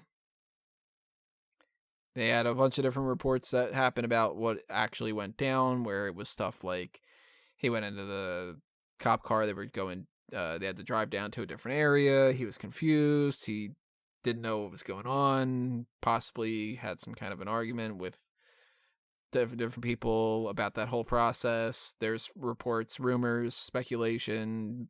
Take it with a grain of salt that Naomi might be like sick of this shit. He might be going to some kind of treatment facility for like a rehab type thing. I didn't know that there was rumors that Naomi was like sick of the shit. She should be. I mean, yeah, I'm not yeah. arguing that point, but I didn't know that was a rumor. I'd seen something about that, but I don't know. I mean, you go down a bad road when you start talking about some of this stuff, and it's like, yeah, addiction's horrible, and when people have these kind of things, they can't break out of them. They're not going to like flip a switch and snap their fingers and not be somebody who's susceptible to this kind of stuff. But sooner or later, you got to get your shit together, you know? Can't keep doing that kind of stuff. I saw a lot of ignorant welcome to the USO penitentiary jokes. it's ignorant, but it's fucking funny. I didn't see those. I saw a lot of welcome to the USO penitentiary jokes. And the man's clearly got a problem. Mm-hmm. Just because, like, this is his second in like really recent time too. Yeah. I think it's something like his 5th overall or something. To the point where they just had John Cena joke about it on Monday. John Cena just made a joke about how, y'all look like your mugshots. You're getting arrested. Like, John Cena just saw the crystal ball. What can I say? I don't know. I really want Jimmy Uso to get help. I'm also getting really sick of these apathetic statements from WWE, like Jonathan Fatu is responsible for his own actions. It's like, well, wait a minute. Aren't you fucking supposed to help? Don't you brag about how you put Scott Hall through rehab? Wouldn't it be great if WWE stopped with the company speak and they had somebody come out there and then like they did like some kind of press conference and it's like, can you tell us what your thoughts are on Jimmy Uso being arrested for another DUI? And the guy goes, I didn't fucking tell him to do it. You know? Well, that's kind of the position they're taking now, where there's like, they're their own people, but like at some point you need to offer some assistance. He does like an RVD shrug and he goes, shit happens.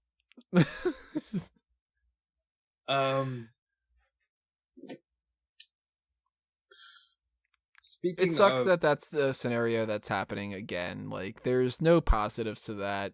That might be why they took the pin for the Raw Tag Team title change that happened last night. Speaking of that, we got new tag team champions in the club, but that's not the story. The story is the Revival has a Pro Wrestling Tees story.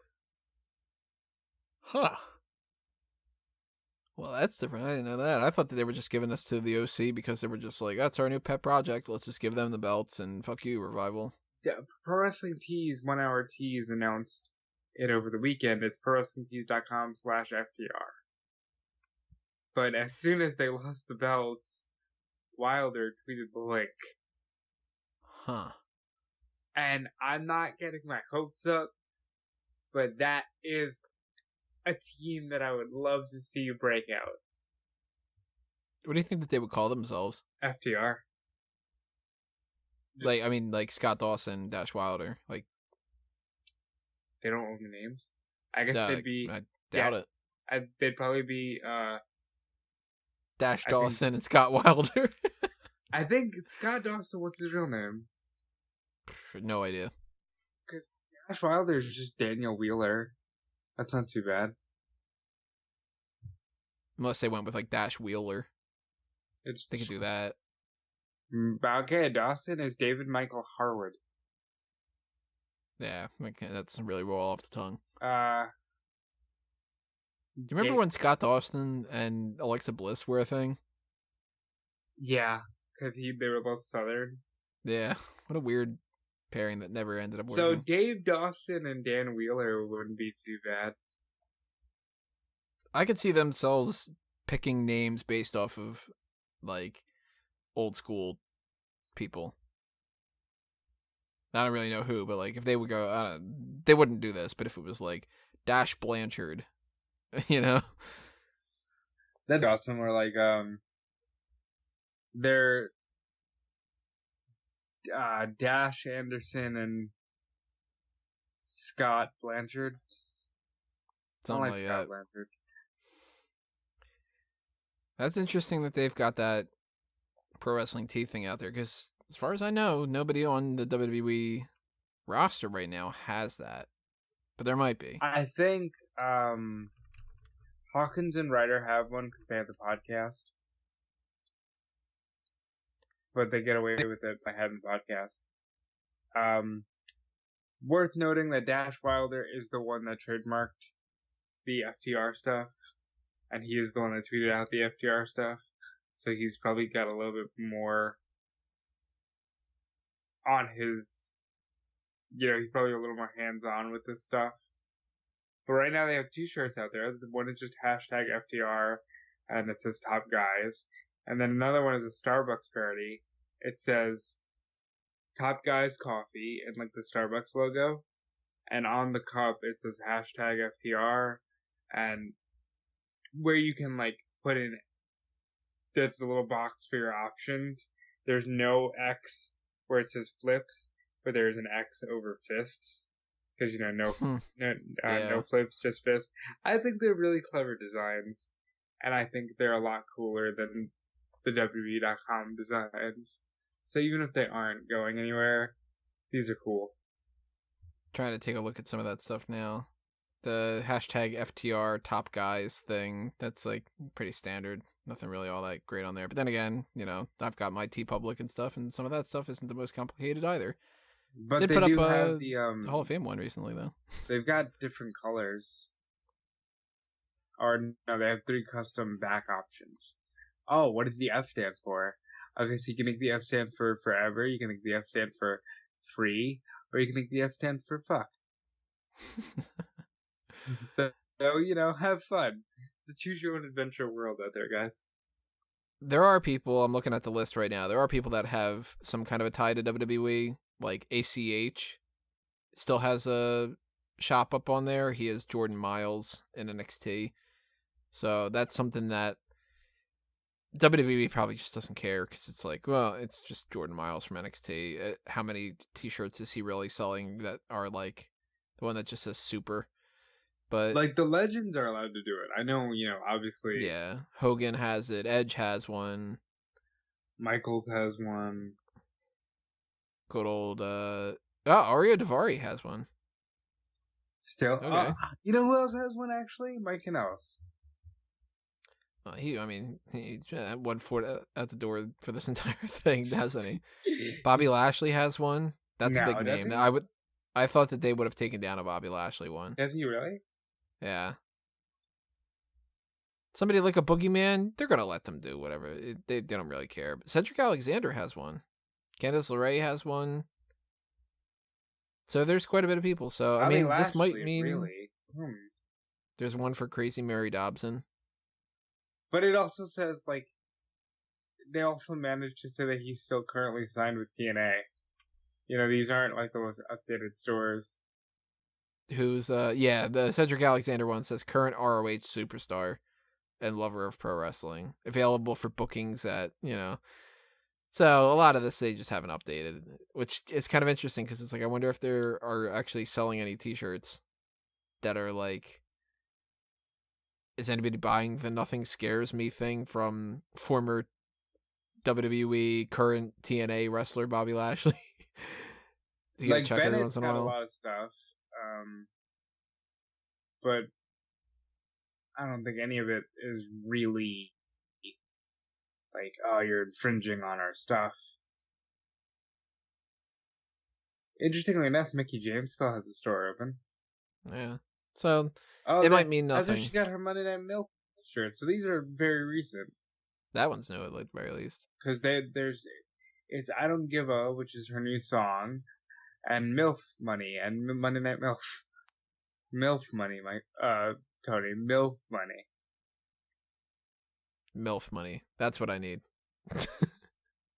I could go for some Monday Night Milk, but yeah. Nice cold glass of MILF.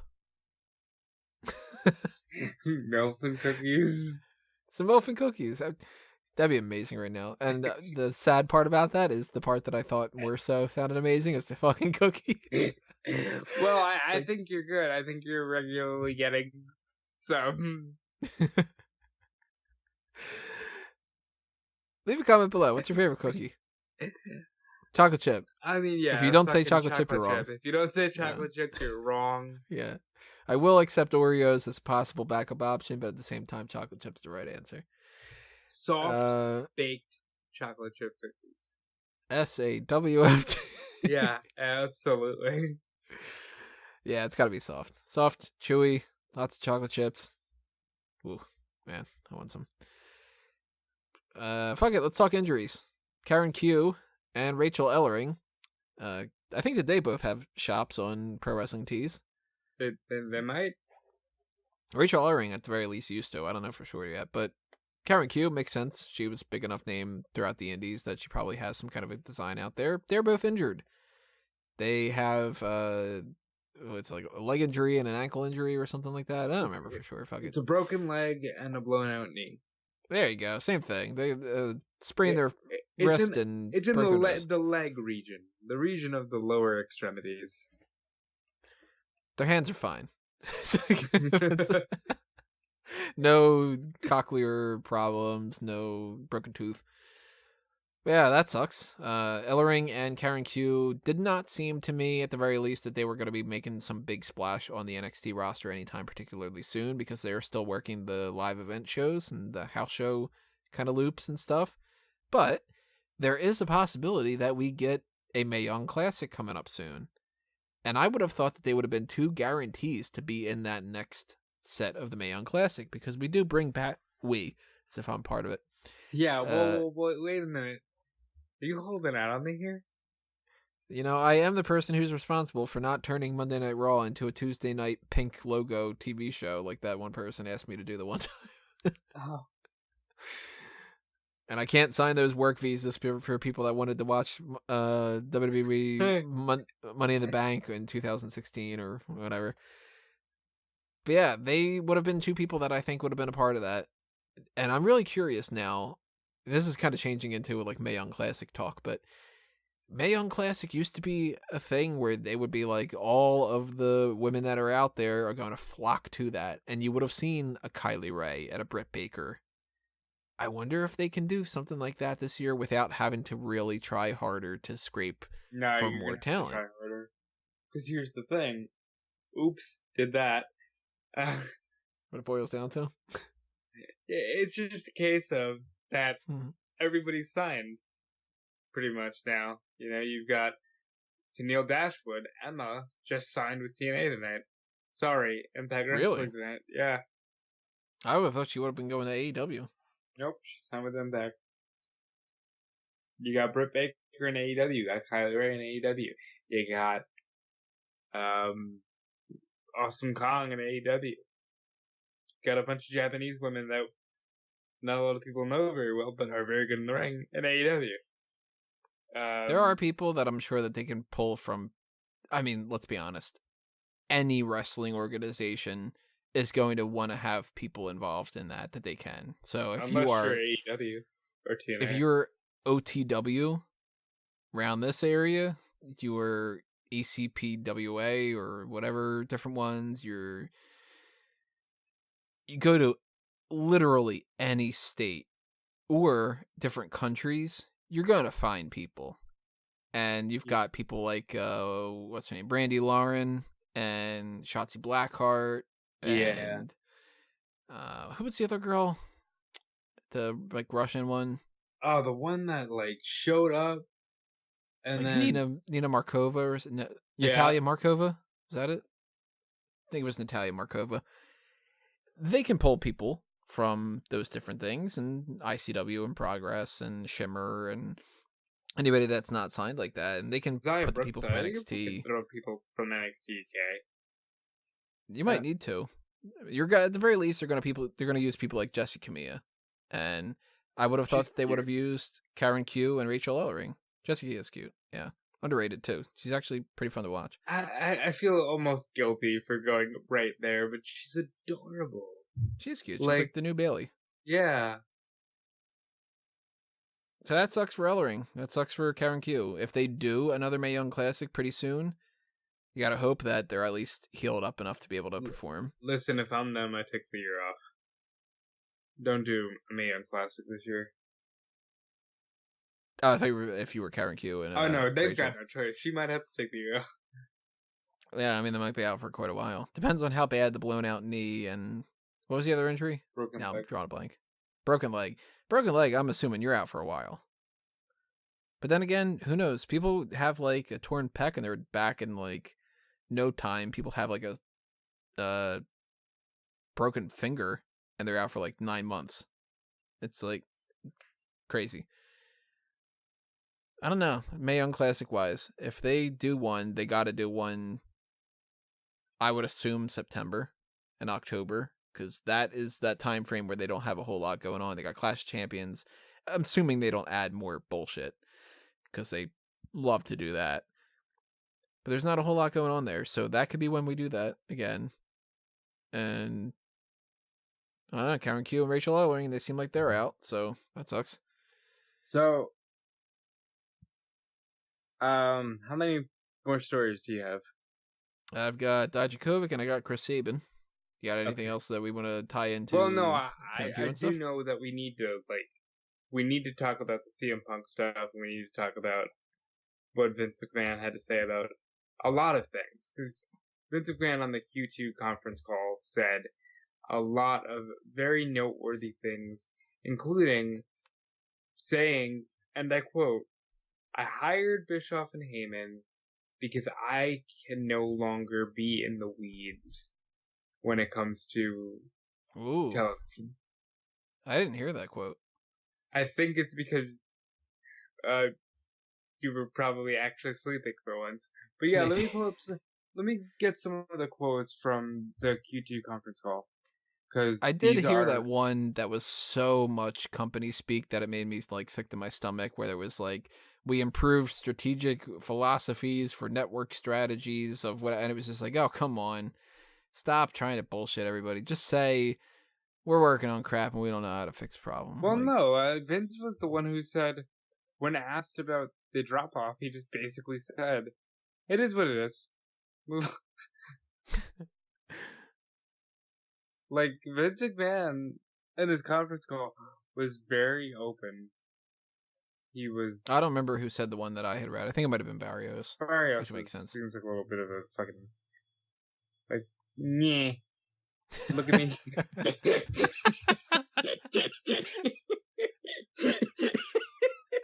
That's a good way to sum up. So I've never met the guy, whatever. But you kind of just, I look at people like that, and I just assume that they are kind of like the living embodiment of terms of service agreements. Yeah, there you go. Where it's like, here is George Barrios to talk about such and such. You're not a person. They wrote this stuff out ahead of time. You're reading. I mean, he's a person. I mean, he goes home and he has a fucking family and all that. But you know what I mean? Like, you might as well have like the auto speech function thing on a computer read those same lines, because it's not an actual like one-to-one conversation with a human being talking about their own perspective. It's just pre-written out statements that have been looked over from legal departments and media specialists and all that. Little buzzwords thrown in from people that their job is to say something like internal revenue streams are, and you're like, yeah, so are you going to write better? Like, I would love a company to do that. I said this multiple times before, but I really would love a company to just not have this type of. Really quick side note. Meltzer was talking about how Cody needs to have media training because he doesn't want people to get annoyed with the idea that he's saying like that was a misquote. Oh yeah, because that's nothing we need to talk about. Are you the type of person that you would look at that and be like, I don't know if I should trust this company because the guy said that's a misquote and that might. Regular people don't give a shit. But, well, for me, it came across like, alright, you're being really pushy here, Cody. you're trying to force this idea down people's throats, and really you're proving CM Punk's point. Which, Let's put that on hold, yeah. Let's go back to the quarter. So the stuff. McMahon stuff. This is from Sports Illustrated on Twitter. He said, he hired Bischoff and Heyman to oversee Raw and SmackDown because I can't be in the weeds anymore. It allows me to have a broader view of things, and it's an escape from getting in the weeds. He went gardening earlier that day, and he's like, I really just don't like weeds. I used to smoke weed. That's McMahon speak for fucking saying, I'm tired and I don't have it in me anymore, right? That translates to me as, look, I got a lot of shit to do. I've got XFL coming up that I got to dedicate a lot of time to. People don't want me to do this job. I got people telling me that I'm the problem.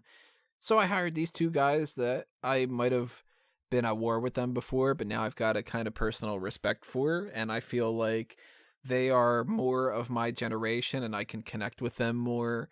Whereas if I were to hire these people that Triple H is interested in bringing on board, then I don't know if I can trust those younger people. They don't know the way that I do my business, because we have seen like Bruce Pritchard be involved, and we've seen some other people kind of he's totally like surrounding himself with his comfort. He's trying to get more comfortable. Yeah. So bringing Bischoff and Heyman on there is to be like, hey guys, help me out. You know, we used to be enemies and now we're friends. And it's that like, you ever see those like TV show episodes, those like special when it comes to something like, this is a dumb example. I don't know why I'm using this, but what the fuck, why not? It's the first thing that popped in my mind. You ever used to watch Power Rangers? Yeah. Well, Ivan Ooze pops up and suddenly it's like Rita and Zed are more willing to kind of like help the Power Rangers because it's like, the enemy is my friend, like that kind of thing. Yeah. It's like, well, I got Heyman and Bischoff on my side now because we got to fight these youngsters with this AEW thing, and they'll make me feel more comfortable because they're at least the enemy that I know as opposed to the one that I don't know. And now I can kind of trust them to kind of take over the reins a little bit, even though I'm still in charge and I can still, the hammer can still come down. And that way I can focus on Alpha Entertainment and I can do this kind of business stuff because I don't know. I don't get the feeling, as a complete outsider, that Vince loves the pro wrestling business anymore. I don't know that he ever did. That's true. But like, probably didn't. Let me ask you. You took this medium. Well, at one point you were the youngster who saw how it could be elevated. And you took this medium to fucking crazy heights.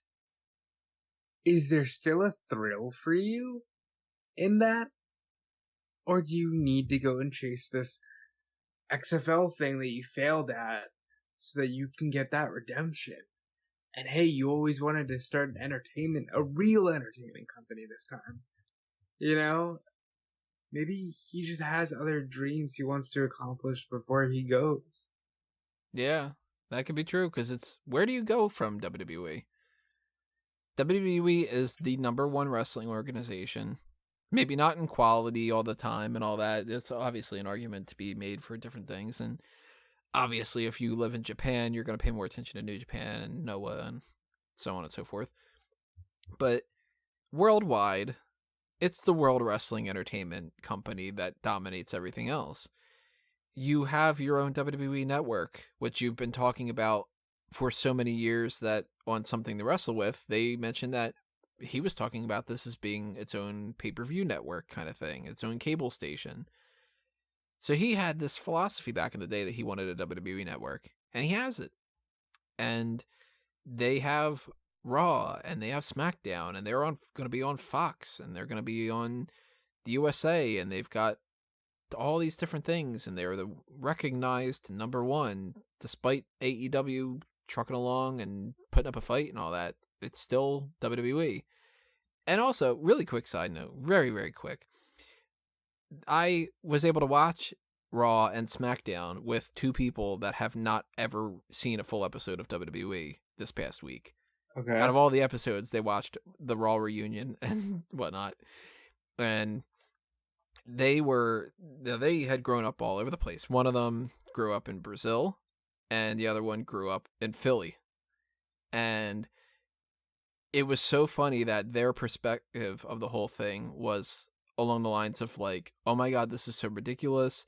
It's actually kind of fun. They actually got into it.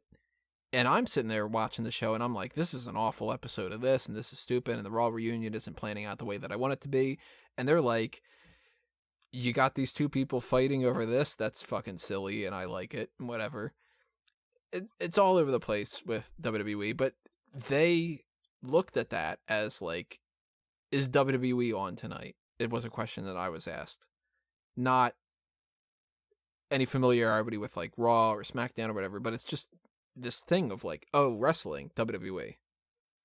So if you're a Vince McMahon, what do you need to do? You tried to do films, it's not working out, but you can check that off your bucket list. You tried to do all these different TV shows back in the day a long time ago. And every couple of years he tries a new different project like that. Because you can watch those like, God, what was the name of that? Why am I blanking on this? The name of the show that they did that was like a talk show back way in the day. Where it kind of seemed like it was like a Johnny Carson type thing. Tuesday Night Titans. So yeah, you got that. You tried that out because you wanted to be your own like Johnny Carson. You had the fucking Slammy Awards. You know what I mean? Like at this point in his career, he probably is just kind of like, you know what? I don't need to bother with all this kind of crap. My stuff is going to work itself out. I'll pay attention to some stuff. I'll do my own stuff. I'll do the band hammer every once in a while. I'll do this, but let's give more to Heyman and more to Bischoff, and I can get out of them damn weeds. But on top of that, he also goes on to talk about AEW. So he says, without identifying them by name, he can't imagine the competition will continue with the blood and guts and gory things. And he doesn't think that TNT will be happy with that. He also says that there's been a reset in programming and that they're going to be edgier while remaining a PG product. And then says we will not go back to that gory crap of the Attitude Era. I just want to point out that there was a drawn out segment tonight that used blood as a storytelling element. It wasn't like Dustin Rhodes at Double or Nothing, but they did use blood as a storytelling element, just days after these comments. I think it's funny that it's like, I'm not going to refer to them by name, but they are the competition that's going to be on TNT on Wednesday nights or whatever. It's like, oh, come on.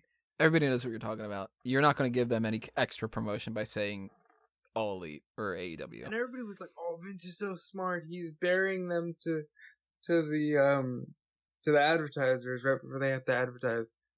And that may be true. But I listened to 83 Weeks with Bischoff, and Bischoff talks about this stuff all the time. He's like, Vince used to do this to us always, where we would have blood on our show, and then he would go, I'm writing an open letter to Ted Turner about how crass it is to have blood on your programming.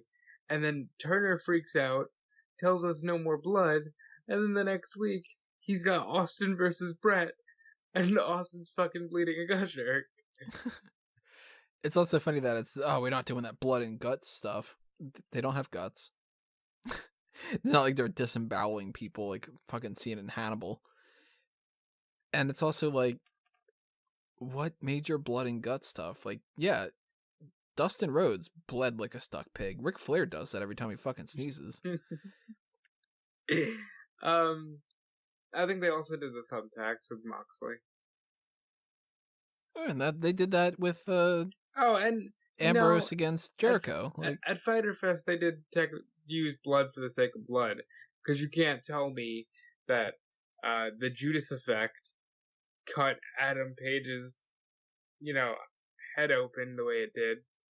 Fight for the Fallen, you mean? Yeah, what did I call it? Fyter Fest. Whatever, dude, those names are too similar. Like, Fyter Fest had the chair shot, which that if you want to believe that wasn't necessarily planned. That was planned, and they've pretty much gone on record as saying it was planned. It's just that it was supposed to play out like a cookie sheet to the head, and the lip caught Cody at the back of the head and cut him right open. It's funny though that it's like we're so above them. We have this other programming. No, don't stop watching. We're not PG programming anymore. We're PG, but we're not PG programming. We're PG. We say vagina now. But what's the funniest shit? How do I know you're my wife? Michael, if you don't open this door, I'm going to kick you in your vagina. By the way, if anybody did not watch Monday Night Raw, quick note on that. History was made. We have the first ever pregnant champion. WWE history with Maria. How good? Like, the 24/7 title in general. She's pregnant. You can literally have the title go away for 8 months. Have her show up with the baby, and then R-Truth pins her while she's breastfeeding the child. Like, can you imagine? Shout out to Peter. He put a comment in the Mega Maniacs live chat. He said, so does that mean that when she lays down that the baby can technically be pinning her and the baby can become champion? Because at that point, I hope you're never breaking. Force some early labor. So no, don't kick out when the baby pins you, Maria. Well, that's like you could never beat Nicholas's record. Yeah, like more than that, right? Did it right in the womb. Nikki Bella would be so mad. And then who wins? How do they pin? You know, whatever. Does this tie all into Mae Young's hand comes into the mix? How do you think that they're gonna have her lose that championship? R-Truth is the doctor at the gynecologist appointment, and he just Good Lord. Oh my God! I hope that they do that now. That's the one awful. Thing she said. She's like, by the way, everybody, I have my appointment on Thursday, so if you want to try to come and pin me while my feet are tied. Oh my God! Man, they're gonna do it. They gotta do it. R-Truth, like, or while she's in labor, like she's been given a sedative, and she can't even feel anything, and R-Truth just sneaks in. Congratulations on the baby. Well, he'd have to like refer to it as something else too, like the whole like other constipated instead of consummating the marriage and all that. By the way, it'd be interesting if they did this on 205 Live in some way too. And shout out to Drake Maverick, who saw an opening with this 24/7 title, and not only made himself a big star, but got his wife as a regular cast member. She'll probably pop up on that Mae Young Classic again. He's really good. It's so weird how this 24/7 title started out as, oh, that's a horrible design, and this is really stupid, to being like one of the go-to best entertainment sources in the company right now. By the way, and it's all R-Truth and Dre Maverick. Like, it's not the people like I like Cedric Alexander a whole lot, but him winning the title and then just getting pinned real quick, that's not doing it. It's the weird, wacky shit. Well, I'm liking this Mike and Maria element to it, especially now that it's her. And I often said, like, Braun Strowman will make a great 24/7 champion at some point. I thought that they were going to have him do something with Maria. What could he possibly done? I thought he was going to pick her up and then just like some kind of like, they did this before. I can't remember who it was. Somebody picked somebody up and put them up against the wall, and they counted it as a pin. You're thinking of the Big Show at WrestleMania 17, which you can go back and listen to at 2001 Wrestling Odyssey. Ah, there you go. Extra plug. Maybe they do something like that. Maybe they do something where like she's resting backstage and she's doing the whole like somebody needs to feed me grapes and whatnot, and she's got like a towel over her head because she's getting some kind of a massage or something, and somebody pins her. I don't know. I would laugh, Very interesting. especially because over on 205 Live they're doing the feud with Mike and Drew. I'd laugh if Maverick got on top of her very gingerly, but in like in like a sexual position, and she goes, "Wow, Mike, what happened? You finally manned up?" And it's Drake Maverick, and he hasn't even consummated his marriage, but he's over here turning on Maria. Why not? So the CM Punk thing. Oh my, yeah. So CM Punk did an interview with ESPN, and I'm gonna pull those quotes up because I want to accurately read this and explain why I don't think CM Punk is in the wrong. So basically, he's doing Starcast, as you know, right? Yeah, we know Taz isn't.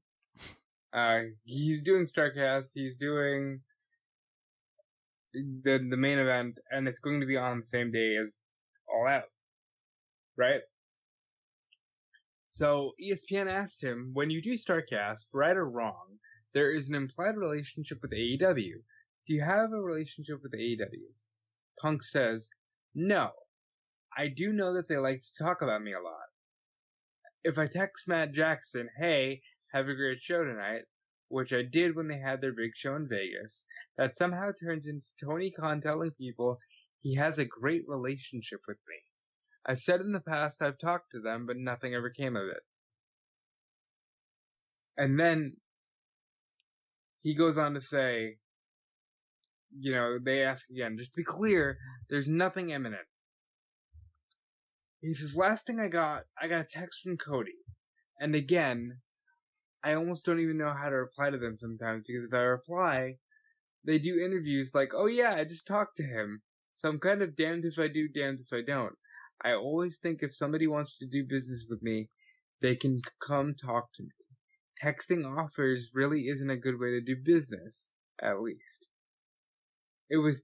So he goes on to say there was an offer texted through 3 people, and an offer came through text like a month ago. What? So he's basically saying, I'm not doing anything with them, but they have offered me something, but it was through text. I don't do business that way. And just be a little more professional. Mm-hmm. Cody Rhodes goes on to say, I think he was misquoted, as one of our guys has definitely met with him in person. Regardless, he's a great wrestler and a great guy. Wouldn't be shocked if he went back to WWE. And that's where I go, well, why are you proving his point?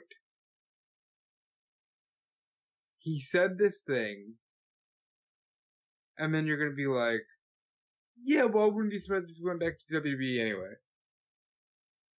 Why? It is really strange. Like, that WWE comment is so random. And Punk does say in the interview, he's like, I don't hate WWE. I let all of that go. But that doesn't mean I'm going there, you know what I mean? Like, Cody's being as presumptuous as the rest of the internet. But I don't think he really feels that way. I think he's stirring the pot because he wants to get people talking, because myself and WrestleZone and all the other sites had to immediately write up Cody Rhodes on CM Punk. Wouldn't be surprised if he went back to WWE. Mm-hmm. You're going to find that on eWrestling News. You're going to find it on Bleacher Report. You're going to find it anywhere that does the news stuff, because the news is going to be like, that's a story. It's cheeky, but he knows what he's doing. There's a lot to unpack in that.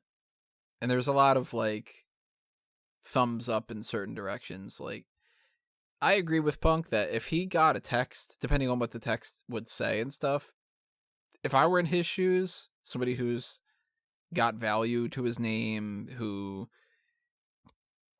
is like his best years are behind him at this point, yet he still has something to offer. If somebody were to text me and say like, yo, you should come to my company, and I'd be like, hey, let's talk about it, and then that would be like the end of it, I'd be like, all right, well, I don't really want to work for you. Like, all you're doing is just kind of texting me the same as you would text somebody to be like, yo, you want to go burgers? Like that kind of thing. It's just not a whole professional side of things. What I thought But was if really you get, interesting was that he said, I'll text Matt Jackson, have a good show, and Tony Khan somehow says we have a great relationship. yeah, if that's the case, then Tony Khan is striking me more and more as the type of person who is like, oh, I'm such good friends with all these people, and I love to be a part of the pro wrestling business, and he's kind of coming across more and more like a Dixie Carter. Like somebody who's a big fan. See, you gotta be careful with those comparisons, and that's why they need to beware of those pitfalls. Yeah, like, it's great that Tony Khan is a big wrestling fan. That can separate him from a lot of other people in the wrestling business, and that could make him appeal to the market more. But you can't get swept up in the idea of being like one of the boys more so than running your business. And if that's the type of thing where, if that's true, if Punk texts Matt Jackson and says, have a good match, and Tony Khan is not involved in it at all, and Tony Khan's like, oh, we work really well with CM Punk, and I just talked to him, and he's my best bud, and whatever, then it's the same type of thing you'd see in grade school when people would be like, you know, I'm so tight with the head of Nintendo because I've got an uncle who works for it, and you're like, what are you fucking talking about? You know what I mean? Like, I thought you were going somewhere else. I thought you were gonna go, yeah, me and the head cheerleader are so into each other because we bumped into each other that one time. Or that, or you could get the whole like, I do have a girlfriend, she lives in Canada, like that. You know what I mean? I have a girlfriend. Yeah, I was kind of friendly with this girl once. We said hello. Yeah, we're dating like practically now. doing it, you know. With Punk and Cody and that whole thing, if Cody is saying like he was misquoted and it was that whole thing, that's kind of difficult to kind of figure out. Because then you're getting, what did they really say? What did they say behind the scenes? What is this thing? What's all, you know, it's hard to pinpoint anything, and it becomes this like mess of just like a swirl of a bunch of different opinions and different thoughts and hearsay and he said, she said, and all that. But I don't know. Something doesn't rub me right with that whole he should go to WWE thing. That doesn't strike me as like a comment that makes a whole lot of sense to say. That comment made everybody go, oh, well, then it's definitely a work, and Punk is definitely going to AEW. Right. Yeah. Like, there's a couple options. Either it's a complete work, they're trying to make people say, oh, he's not going to AEW, and then he pops up at all out, and then it's like, well, I didn't see that coming. You know, we fooled you, internet marks and whatever. Or he legitimately is thinking about going back to WWE, and that's something that's pissed off Cody and company, and they're just kind of trying to bury him a little bit by being like, I wouldn't be surprised if he just went back to WWE. The fucker. I don't think he would. Like, I don't think he would either, but we've seen plenty of weird things. I mean, we've seen it. Like, listen, throughout my lifetime, it was, Brett will never go back. Bruno will never go back. Warrior will never go. You know, it's like, I've seen it. But Punk, the wounds are still fresh. Depends on how fresh you are when it's on. But there's a possibility that happens. Or the third option, it's complete and utter bullshit. It means absolutely nothing. And him saying that just was to get people to talk about stuff, or him just venting about nothing. Yeah. It's a show about nothing. Seinfeld's great. But, like, you know, it's just that type of a story is exactly the reason why I don't do news on Smark Out Moment. Well, there's multiple reasons, but that's one of them. You think you're better than me? I've never been interested in Smark Out Moment being a news website, because to me, the news side of things is all just like, you gotta play up all the clickbait, you gotta do all this other kind of stuff that's like, that's news and this might be a story, and then let's not do the whole news hound kind of thing and stuff. And I've always been more interested in the analysis side of things, and I'm looking at that news story and I'm saying, okay, he goes to WWE, he goes to AEW, where he doesn't do anything, which we're in the exact same position that we've been in before. And now Cody's got some extra attention because he's just yapping. Like, we're in a time frame where, and Sap recently had a whole tweet back and forth between a bunch of different people about the idea that, like, you can't really dictate what people follow. In the news business, you're trying to get clicks and you're trying to get hits and views and everything. So if people want to follow this crap, you got to put it out there for the people to follow. That's what news is about. This is the stuff that's going on that you might be interested in. That's literally the point of the news, even though a lot of it ends up being like, this deadly household item will kill you and we'll tell you what it is at 11:30 or whatever. But I don't know. I mean, I hate that. And I almost kind of wish that type of news thing just wouldn't work, you know? I mean, I would love it if that news thing didn't work. I've often spoken to you about how I get sick with the shit I have to do, where it's like, oh man, it's a really slow day. I have to, make this tweet sound like it's really news, or I have to, like, The Rock tweeted John Cena. Does that mean he's coming back? I hate doing that shit. Mm-hmm. But like you said, it's what gets clicks. It's what people are interested in. And it's unfortunate, really. Where is your position on what CM Punk's going to do right now? Well, what he's going to do? I don't think he does anything. I don't think he does anything either. But there is, and I've said this before earlier in the show, there's a beautiful marketing plan here where your show's called Dynamite and you're on TNT and you've got a guy who made the fucking phrase pipe bomb a thing. Like, there's a lot of marketing there. What would you prefer to happen? Is that what you want? You want them to pop up with the first episode? Like, if he was to go, how would I do it? I mean, if you are given the puppeteer strings and you could do whatever you want with Punk and his whole career, like, what would you do with him right now? Would you want him to go to AEW? Would you want him to not do anything? How would you bring him on to AEW if that's the case? I think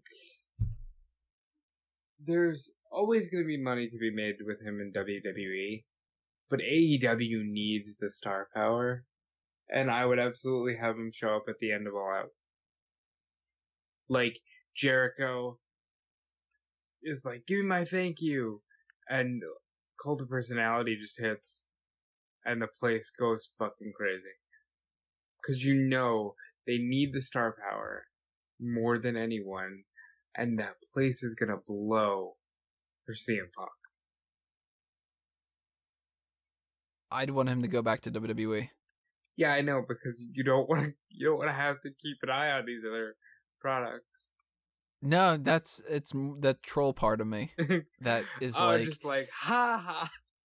Just, it makes so much sense that he would pop up in Chicago at All Out. They've got that logo. Everything points to that as being like, if we see Punk in any capacity other than just tweeting out about some hockey thing or something, it would make sense for him to show up there. How amazing would it be if, like, they couldn't do it for NXT UK TakeOver Cardiff at the same time, but if it's like the episode of SmackDown or something right before All Out, if WWE pulls out the idea that they can get CM Punk to return and just flatten AEW's buzz with that. Well, but that would also be a major coup for October 4th on Fox. If we're really playing fantasy booker, how big would that be? And, like, especially if you could get AJ Lee to return. If you bring that in... She's the one I want back. I want her in any capacity, whether it's AEW, WWE. I just want AJ to come back because I really feel like her career was cut short due to the personal ramifications. Because she often talked about wanting to do this as old as Mae Young. And then, like, a month after she tweeted that, she was like, I'm gone. And it's just like, I know that Punk was not my favorite, and I know that over the years I've talked about how, like, the way that things went down between him and WWE kind of, like, made both sides seem shitty in my mind and stuff, but, like, I'm more interested in Punk versus Kevin Owens, Punk versus Sami Zayn, Punk versus these WWE guys than I am Punk versus even the people that I want to see, like Punk versus MJF. That's the problem, is you run into that roster depth issue, and you're like, yeah, well, if I have my choice, I can get Punk versus, 20-something people that I really wanted to see versus maybe 4. Because you can do Punk versus AJ, Punk versus, like you said, Kevin Owens, Punk versus Shane for the whole best in the world thing.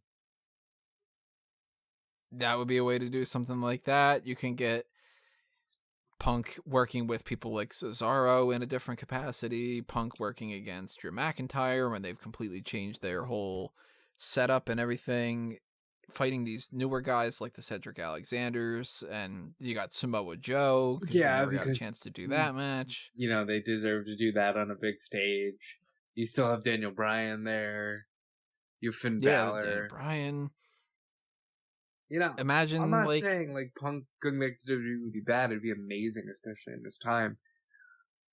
But can they do that? Like, can they reach that? I don't think that's happening either. I don't think he's ever coming back to WWE to be like some regular member of the roster and all that stuff. I really think he's not doing anything, and if he does, he's popping up at All Out. But this idea of this whole like the Cody thing and all that, it doesn't sit well with me.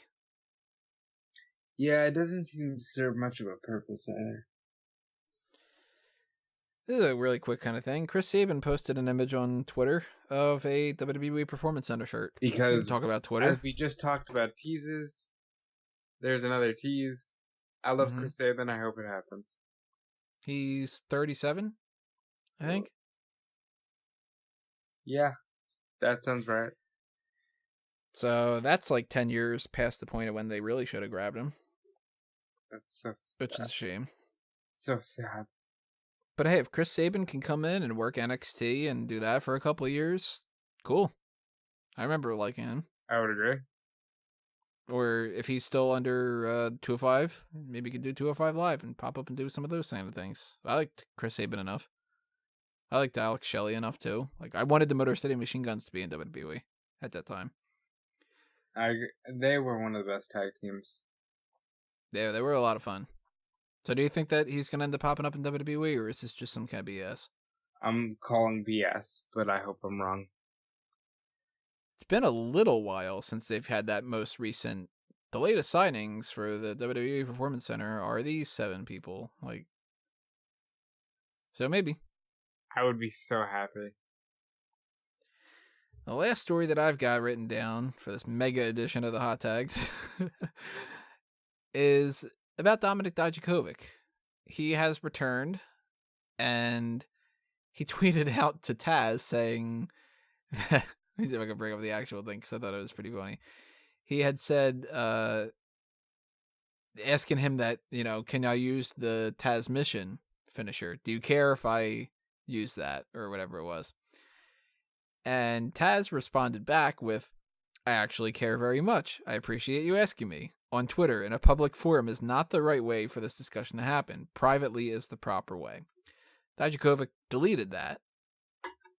And there's been discussion of like, well, did he have his number? Did he not DM him? Whatever kind of extra details that go along with those kind of things that we are not privy to. He said that he had tweeted him 3 times in the span of 24 hours or so.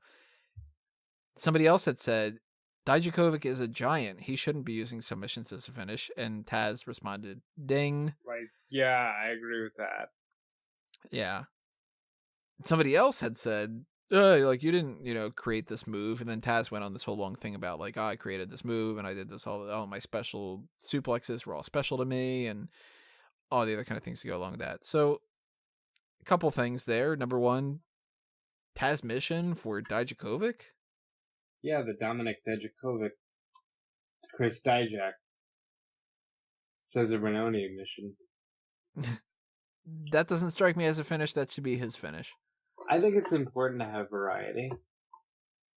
But I think he should also just stick to the Feast Your Eyes because it's fucking brutal. He's a big guy. Like, why would you want to have him do some kind of a submission thing like that somebody who's smaller can do?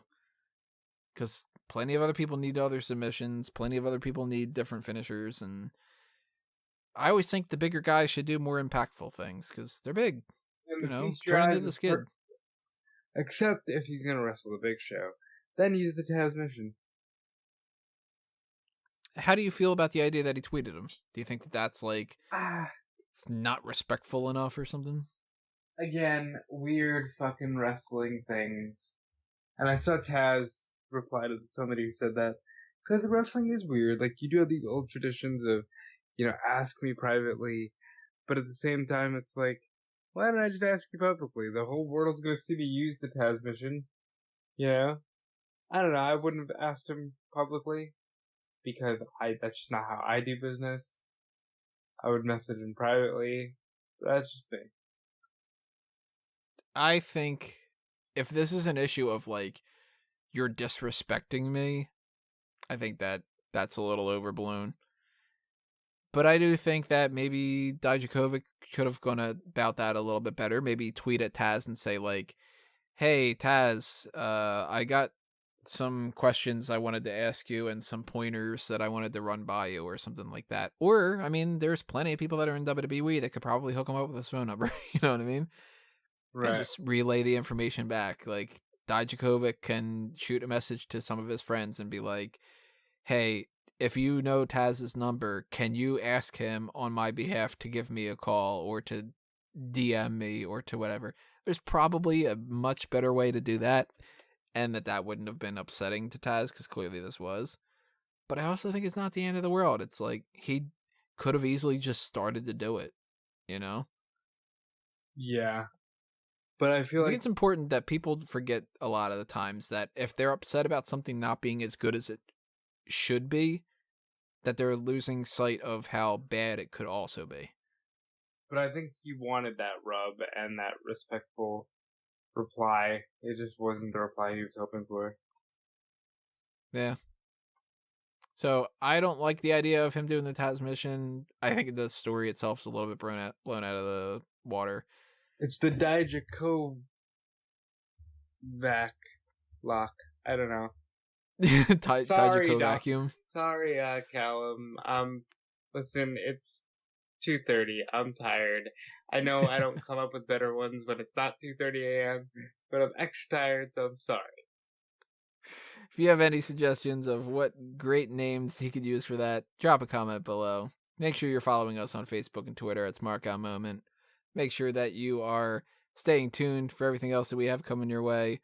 Not just here, but on fanboysanonymous.com, which is my geek culture website where I will talk about movies and TV shows and comic books and video games and whatever else I want to talk about on the geek culture spectrum. Hit up that channel and fanboys and all that kind of stuff that happens over there.